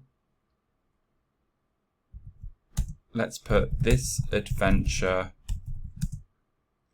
let's put momentarily seemed worthwhile. Why was it worthwhile? Because of the beauty of the mountain, everything that you've kind of explored in your writer's effect paragraph. Let's put, we were able to take in the landscape. Let's use the adjective. Always be thinking, what sort of wow words or ambitious vocabulary can you use to tick that box? So a good word to use would be ethereal. So this kind of magical, mystical element to it. So we are able to take in the landscape. Let's put the ethereal beauty of the mountains was truly a sight to behold. Let's develop it a little bit further. Let's put the suns. What does it mention about the colours again? Okay, so the party came nearer, the slides lit up in flames. So obviously it's just been raining and the sun's sort of rays are sort of reflecting off the mountain, making it look even more beautiful. So let's put the sun's rays seem to delicately bounce off the mountains. The vivid, should I mention the rainbow? Yeah, the vivid rainbow seemed to, let's put the vivid rainbow seemed to instill me with a sense of hope.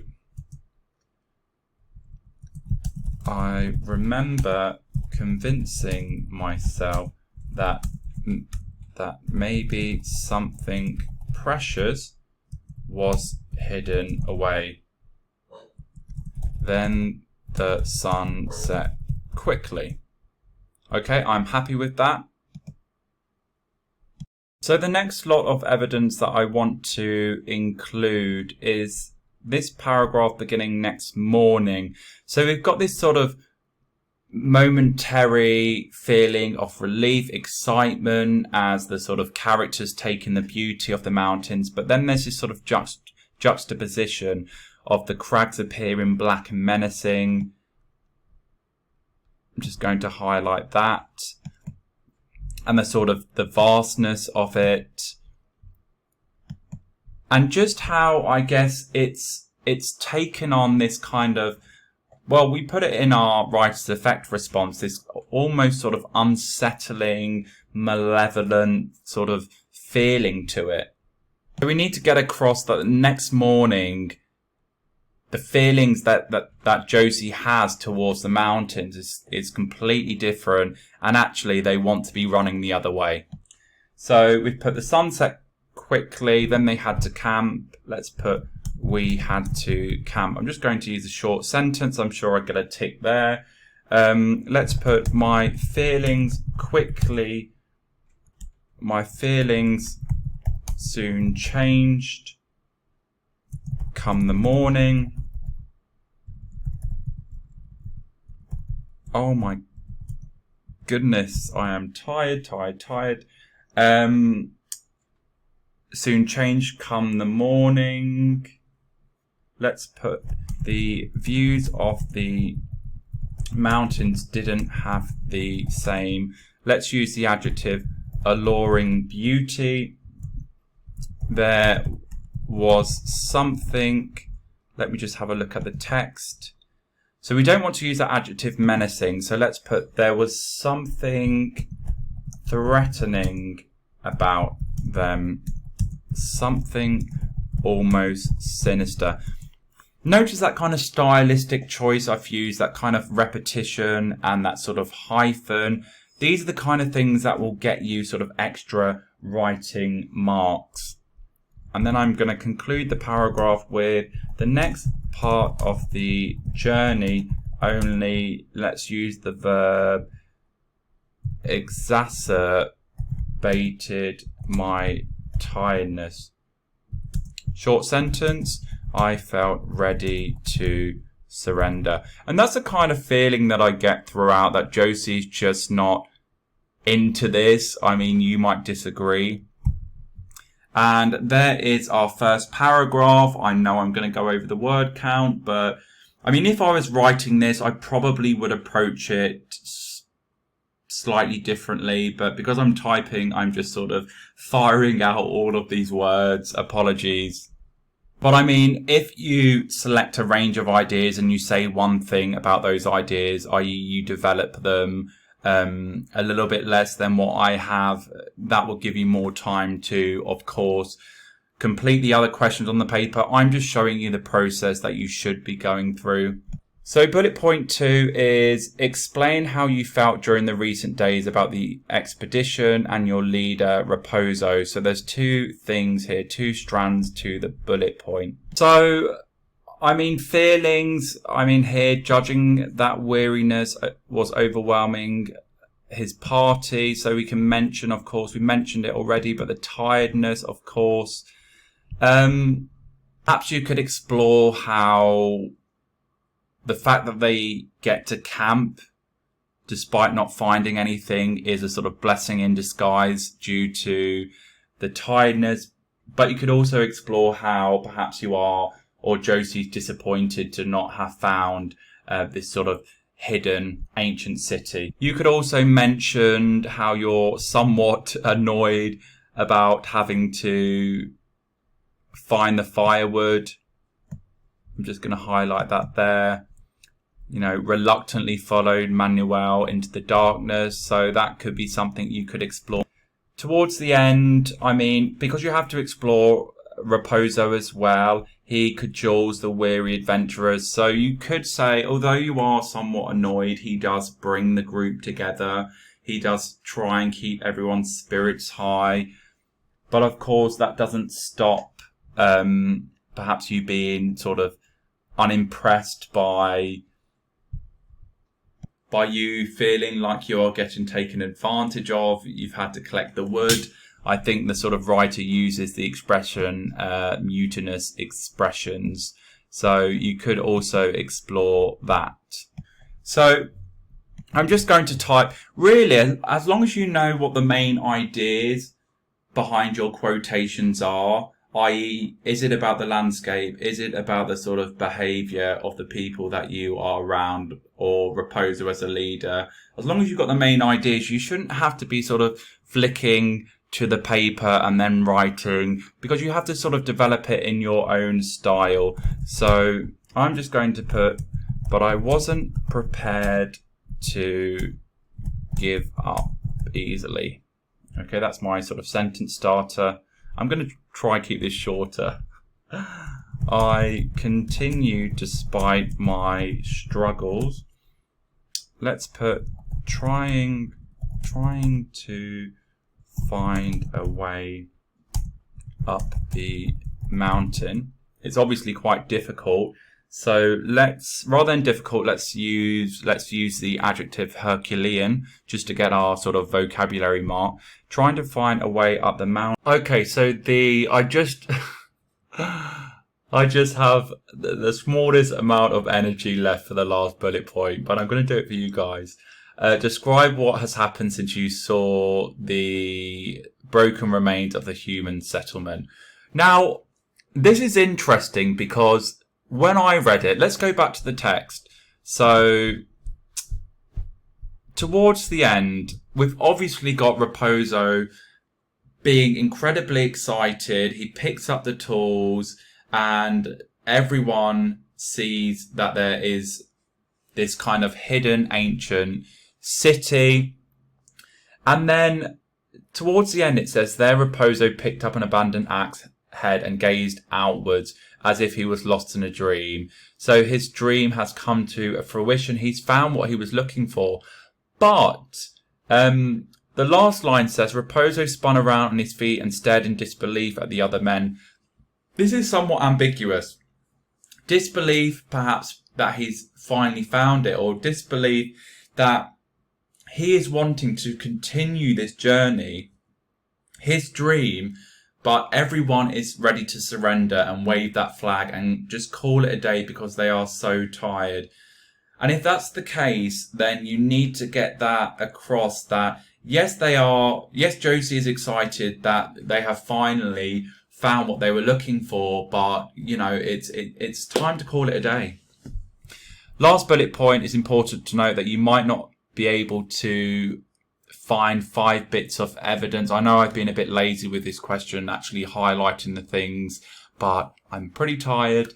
But yeah, last bullet point, it's all about sort of considering the whole text as a whole and sort of making sort of suitable inferences based on your understanding of what has gone on and who the characters are and how they feel, etc. Certainly some of the things that you want to include, I mean, there's the old man-made pavement, so that's something we can definitely include.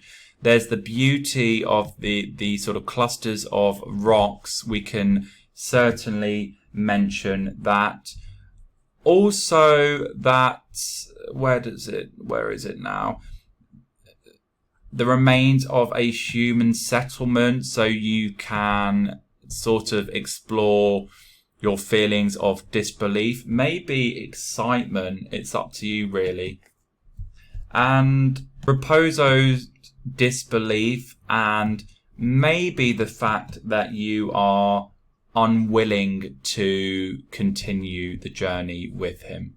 So of course they make it through a sort of hidden crevice, so I'm going to put when we finally made it through the hidden crevice.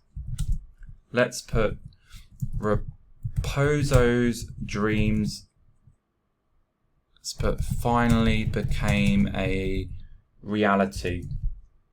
We had found evidence of human activity. Of course, that being the sort of man-made walkway. Let's first of all, stylistic choice coming, short sentence. Let's put I was in disbelief.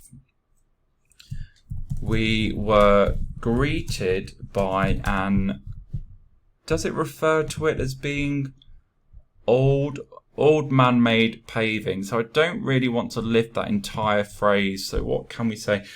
We were greeted by an antiquated, I really hate that adjective, but I'm just going to use it anyway. Man-made walkway. So we are rephrasing a quotation here, and that's absolutely fine. Which made us all think of one thing. What was that thing when they got to the walkway? Well, perhaps there is some sort of hidden city. So let's put perhaps there really was a hidden, perhaps there really was a hidden city on the other side, because they've not sort of discovered it just yet. Let's mention about the right. So clusters of rock crystals and frothy masses of quartz gave the white. Okay, so we need to mention the sort of beauty. Let's put the one of the most impressive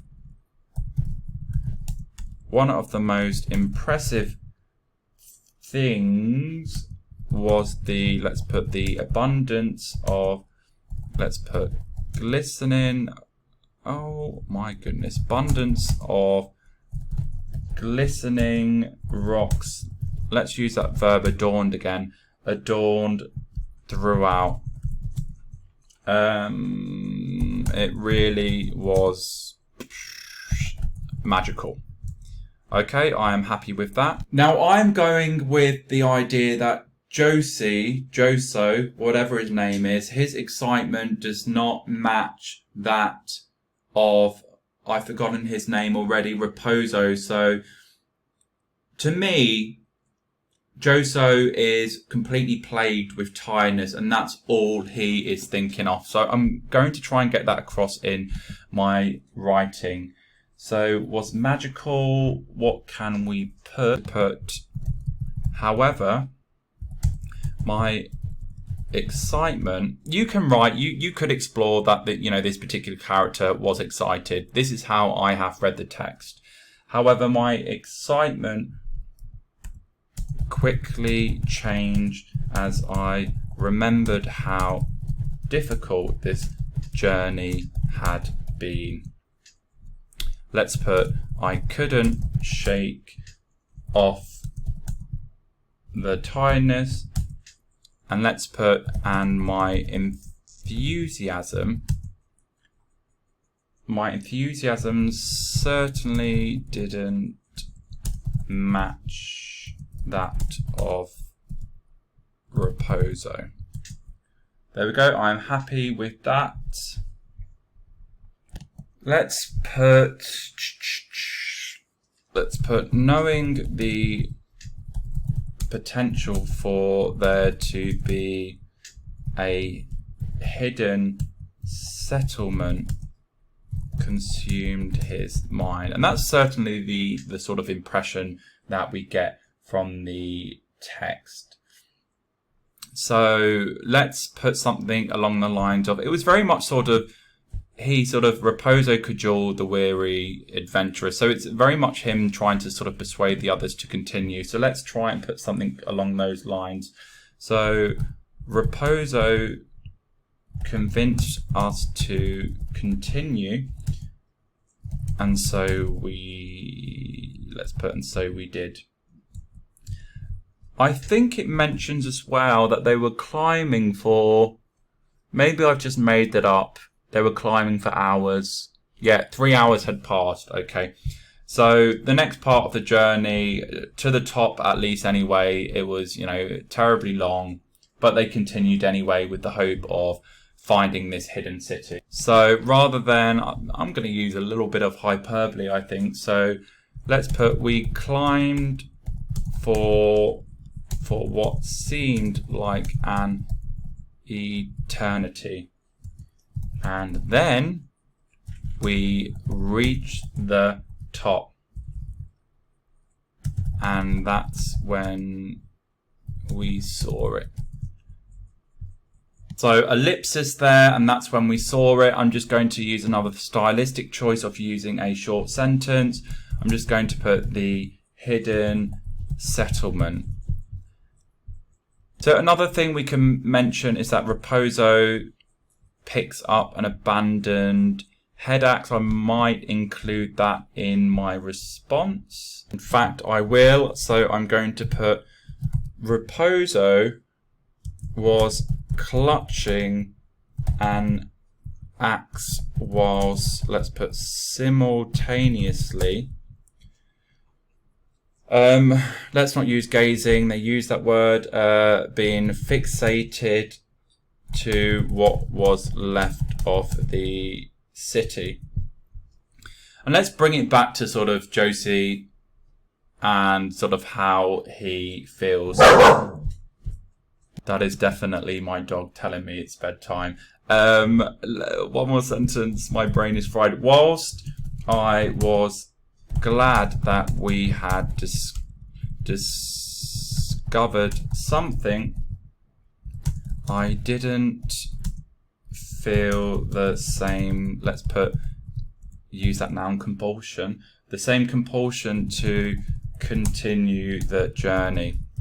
I think that's how I've read it anyway, that last line. Raposo spun round on his feet and stared in disbelief at the other men. I think everyone just wants to go home and have like a nice cup of tea. Do you know what I mean? Continue the journey.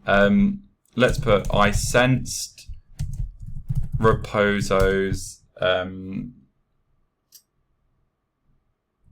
let's put disappointment in us. I think he's disappointed in people not sort of sharing his passion, the people that he's with. Disappointment in us. Let's put, but I knew my journey ended. Yes! Oh, I'm just going to sort of just have like 5 seconds, just sort of get my brain power back. Let's just read that. When we finally made it through the hidden crevice, Raposo's dreams finally became a reality. We had found evidence of human activity. I was in disbelief. I was disbelief? My goodness. I was in disbelief. We were greeted by an antiquated man-made walkway, which made us all think of one thing. Perhaps there really was a hidden city on the other side. One of the most impressive things was the abundance of glistening rocks adorned throughout. It really was magical. However, my excitement quickly changed as I remembered how difficult this journey had been. I couldn't shake off the tiredness, and my enthusiasm certainly didn't match that of Raposo. Knowing the potential for there to be a hidden settlement consumed his mind. Raposo convinced us to continue, and so we did. We climbed for what seemed like an eternity, and then we reached the top, and that's when we saw it, the hidden settlement. Ooh. Raposo was clutching an axe while simultaneously fixated to what was left of the city. Whilst I was glad that we had discovered something, I didn't feel the same compulsion to continue the journey.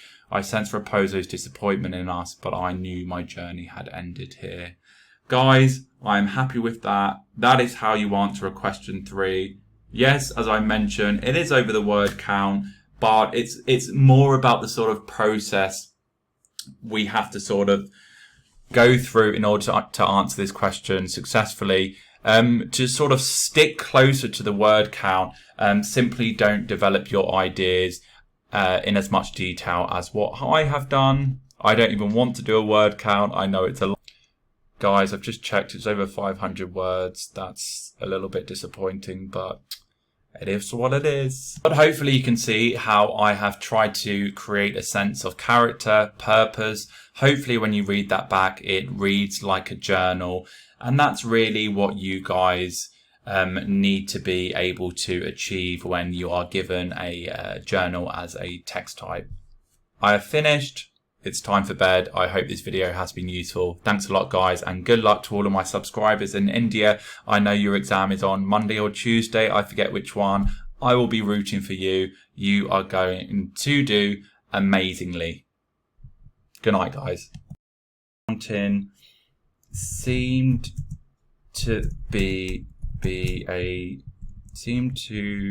almost be a, let's put Herculean task. The terrain, as we know, was difficult, so let's put the terrain was difficult. And let's put, just to get that authentic voice across, let's put soul destroying at times. I was utterly exhausted to say the least. Okay, so what I'm trying to do, of course, is establish voice there. So I was utterly exhausted to say the least. Let's explore Raposo in a bit more detail or more explicitly. So looking back, use a variety of sentence starters. So looking back, I feel as though, let's put Raposo perhaps expected a bit too much. A bit too much in that, you know, he was constantly sort of, you know, come on guys, we can do this. We need to find the sort of hidden city. And, you know, maybe asking Josie to sort of find the firewood. But perhaps he was a bit too much, a bit too hands-on. Perhaps it expected a bit too much. Let's put, this was his dream after all. I don't know if I shared his passion. Now, I mentioned before they camp. So before sort of getting or trying to find a way up the mountain, they camp again. So that probably was quite a happy announcement for everyone. So I'm going to mention that. So let's put the best decision that Raposo made yesterday was to camp before, let's put, continuing on with our journey. Let's emphasize the tiredness again. So let's put, we were all depleted of any energy. So again, we will get our mark for using that verb, depleted. We were all depleted of energy. We had nothing left in the tank. So I'm kind of using that sort of idiomatic expression, the kind of phrases that we would expect in a kind of personal, authentic journal. And let's put another stylistic choice coming up, a sort of short sentence there, nothing. Rhetorical question, let's put, then what happened? Let's put, and then what happened? Let's mention the firewood. Then what happened? Well, some of us were asked to collect firewood. I was the lucky chosen one. Let's put, I wasn't particularly impressed. These little extras, guys, are just to really establish a sense of character and voice.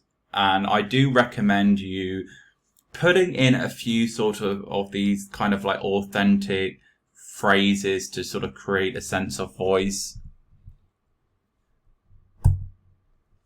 Let's mention something about his leadership skills. So initially you're quite annoyed, I guess, but he does, as I mentioned, he brings the group together. So let's put, although initially I wasn't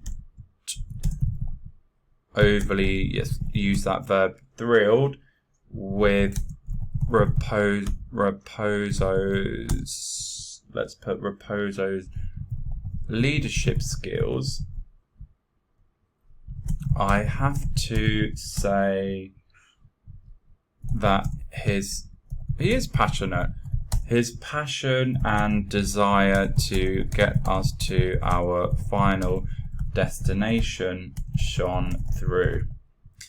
And to end this paragraph, I'm just going to put, which I think is true, I think we would have all given up without his, let's use the adjective relentless efforts to unite us all. And I'm happy with that paragraph.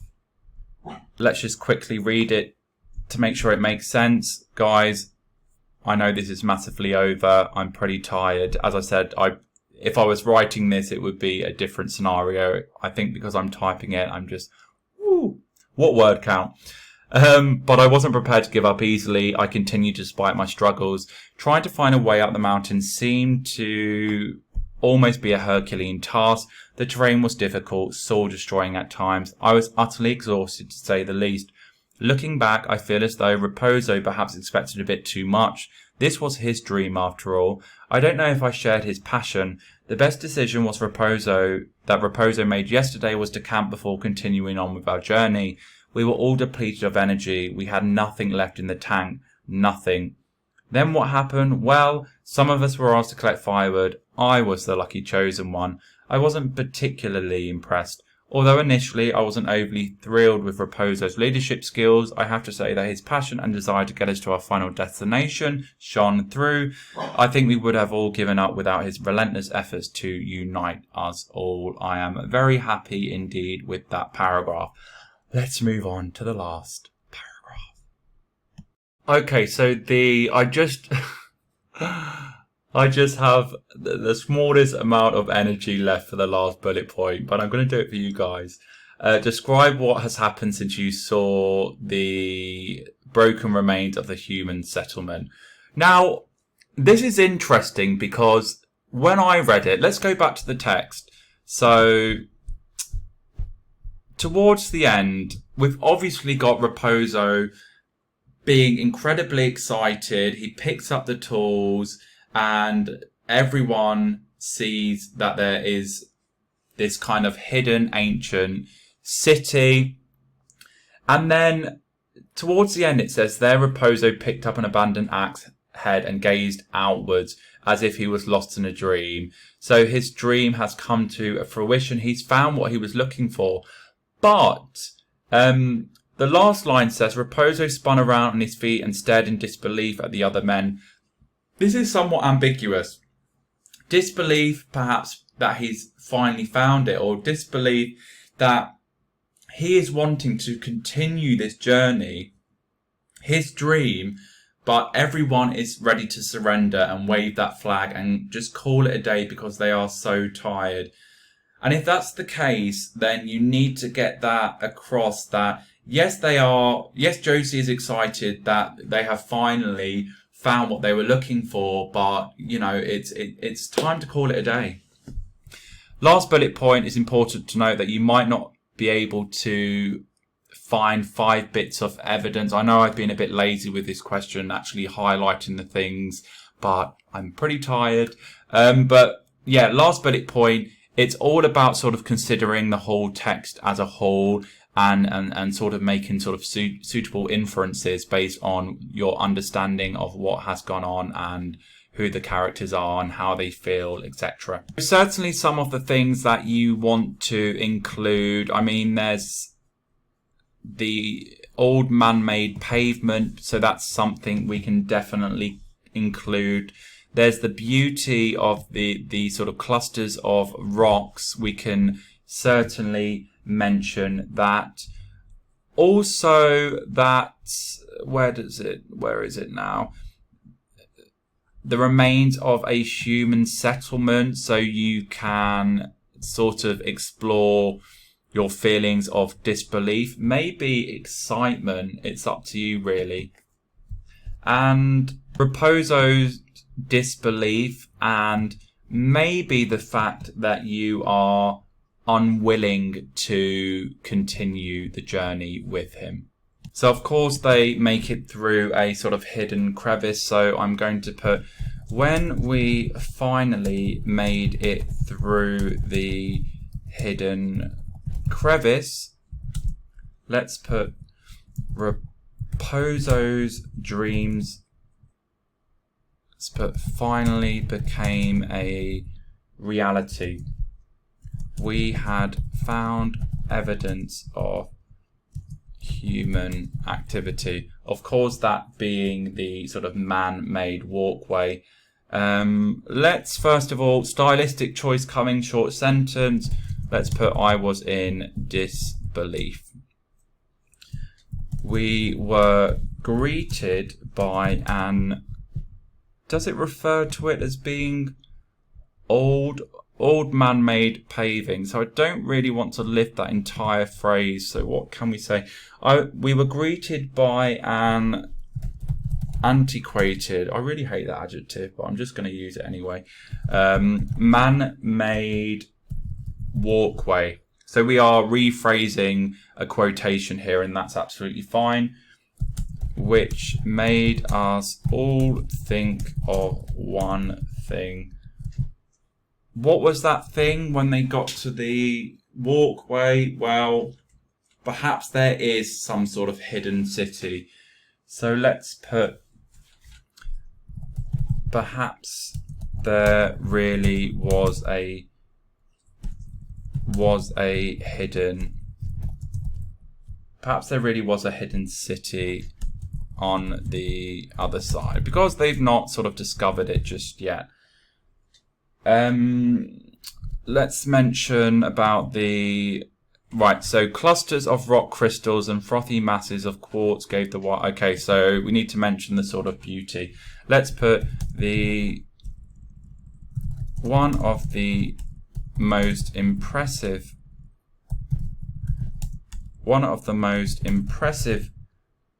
things was the, let's put the abundance of, let's put glistening, oh my goodness, abundance of glistening rocks. Let's use that verb adorned again, adorned throughout. It really was magical. Okay, I am happy with that. Now I'm going with the idea that Joso, whatever his name is, his excitement does not match that of, I've forgotten his name already, Raposo. So to me, Joso is completely plagued with tiredness, and that's all he is thinking of. So I'm going to try and get that across in my writing. So was magical, what can we put? However, my excitement, you can write, you could explore that, you know, this particular character was excited. This is how I have read the text. However, my excitement quickly changed as I remembered how difficult this journey had been. Let's put, I couldn't shake off the tiredness. And let's put, and my enthusiasm certainly didn't match that of Raposo. There we go, I'm happy with that. Let's put knowing the potential for there to be a hidden settlement consumed his mind. And that's certainly the sort of impression that we get from the text. So let's put something along the lines of, it was very much Raposo cajoled the weary adventurer. So it's very much him trying to sort of persuade the others to continue. So let's try and put something along those lines. So Raposo convinced us to continue. And so we did. I think it mentions as well that they were climbing for, maybe I've just made that up. They were climbing for hours. Yeah, 3 hours had passed. Okay. So the next part of the journey, to the top at least anyway, it was, you know, terribly long. But they continued anyway with the hope of finding this hidden city. So rather than, I'm going to use a little bit of hyperbole, I think. So let's put, we climbed for what seemed like an eternity. And then we reached the top. And that's when we saw it.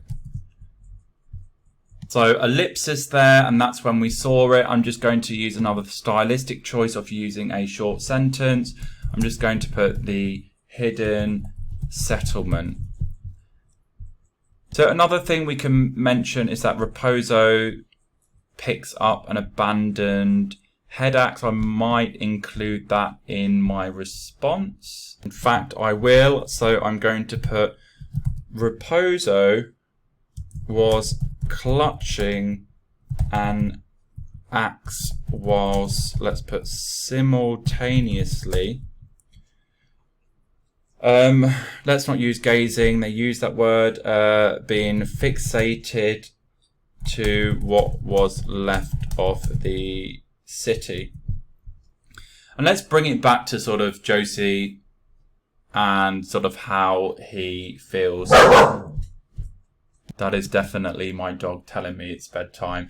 One more sentence. My brain is fried. Whilst I was glad that we had discovered something, I didn't feel the same, let's put, use that noun, compulsion, the same compulsion to continue the journey. I think that's how I've read it anyway, that last line, Raposo spun round on his feet and stared in disbelief at the other men. I think everyone just wants to go home and have like a nice cup of tea. Do you know what I mean? Continue the journey. Let's put, I sensed Raposo's, let's put disappointment in us. I think he's disappointed in people not sort of sharing his passion, the people that he's with, disappointment in us. Let's put, but I knew my journey ended. Yes! Oh, I'm just going to sort of just have like 5 seconds, just sort of get my brain power back. Let's just read that. When we finally made it through the hidden crevice, Raposo's dreams finally became a reality. We had found evidence of human activity. I was in disbelief. I was disbelief? My goodness. I was in disbelief. We were greeted by an antiquated man-made walkway, which made us all think of one thing. Perhaps there really was a hidden city on the other side. One of the most impressive things was the abundance of glistening rocks adorned throughout. It really was magical. However, my excitement quickly changed as I remembered how difficult this journey had been. I couldn't shake off the tiredness, and my enthusiasm certainly didn't match that of Raposo. Knowing the potential for there to be a hidden settlement consumed his mind. Raposo convinced us to continue, and so we did. We climbed for what seemed like an eternity, and then we reached the top, and that's when we saw it, the hidden settlement. Ooh. Raposo was clutching an axe while simultaneously fixated to what was left of the city. Whilst I was glad that we had discovered something, I didn't feel the same compulsion to continue the journey. I sensed Raposo's disappointment in us, but I knew my journey had ended here. Guys, I'm happy with that. That is how you answer a question 3. Yes, as I mentioned, it is over the word count, but it's more about the sort of process we have to sort of go through in order to answer this question successfully. To sort of stick closer to the word count, simply don't develop your ideas in as much detail as what I have done. I don't even want to do a word count. I know it's a lot. Guys, I've just checked, it's over 500 words. That's a little bit disappointing, but it is what it is. But hopefully you can see how I have tried to create a sense of character, purpose. Hopefully when you read that back, it reads like a journal.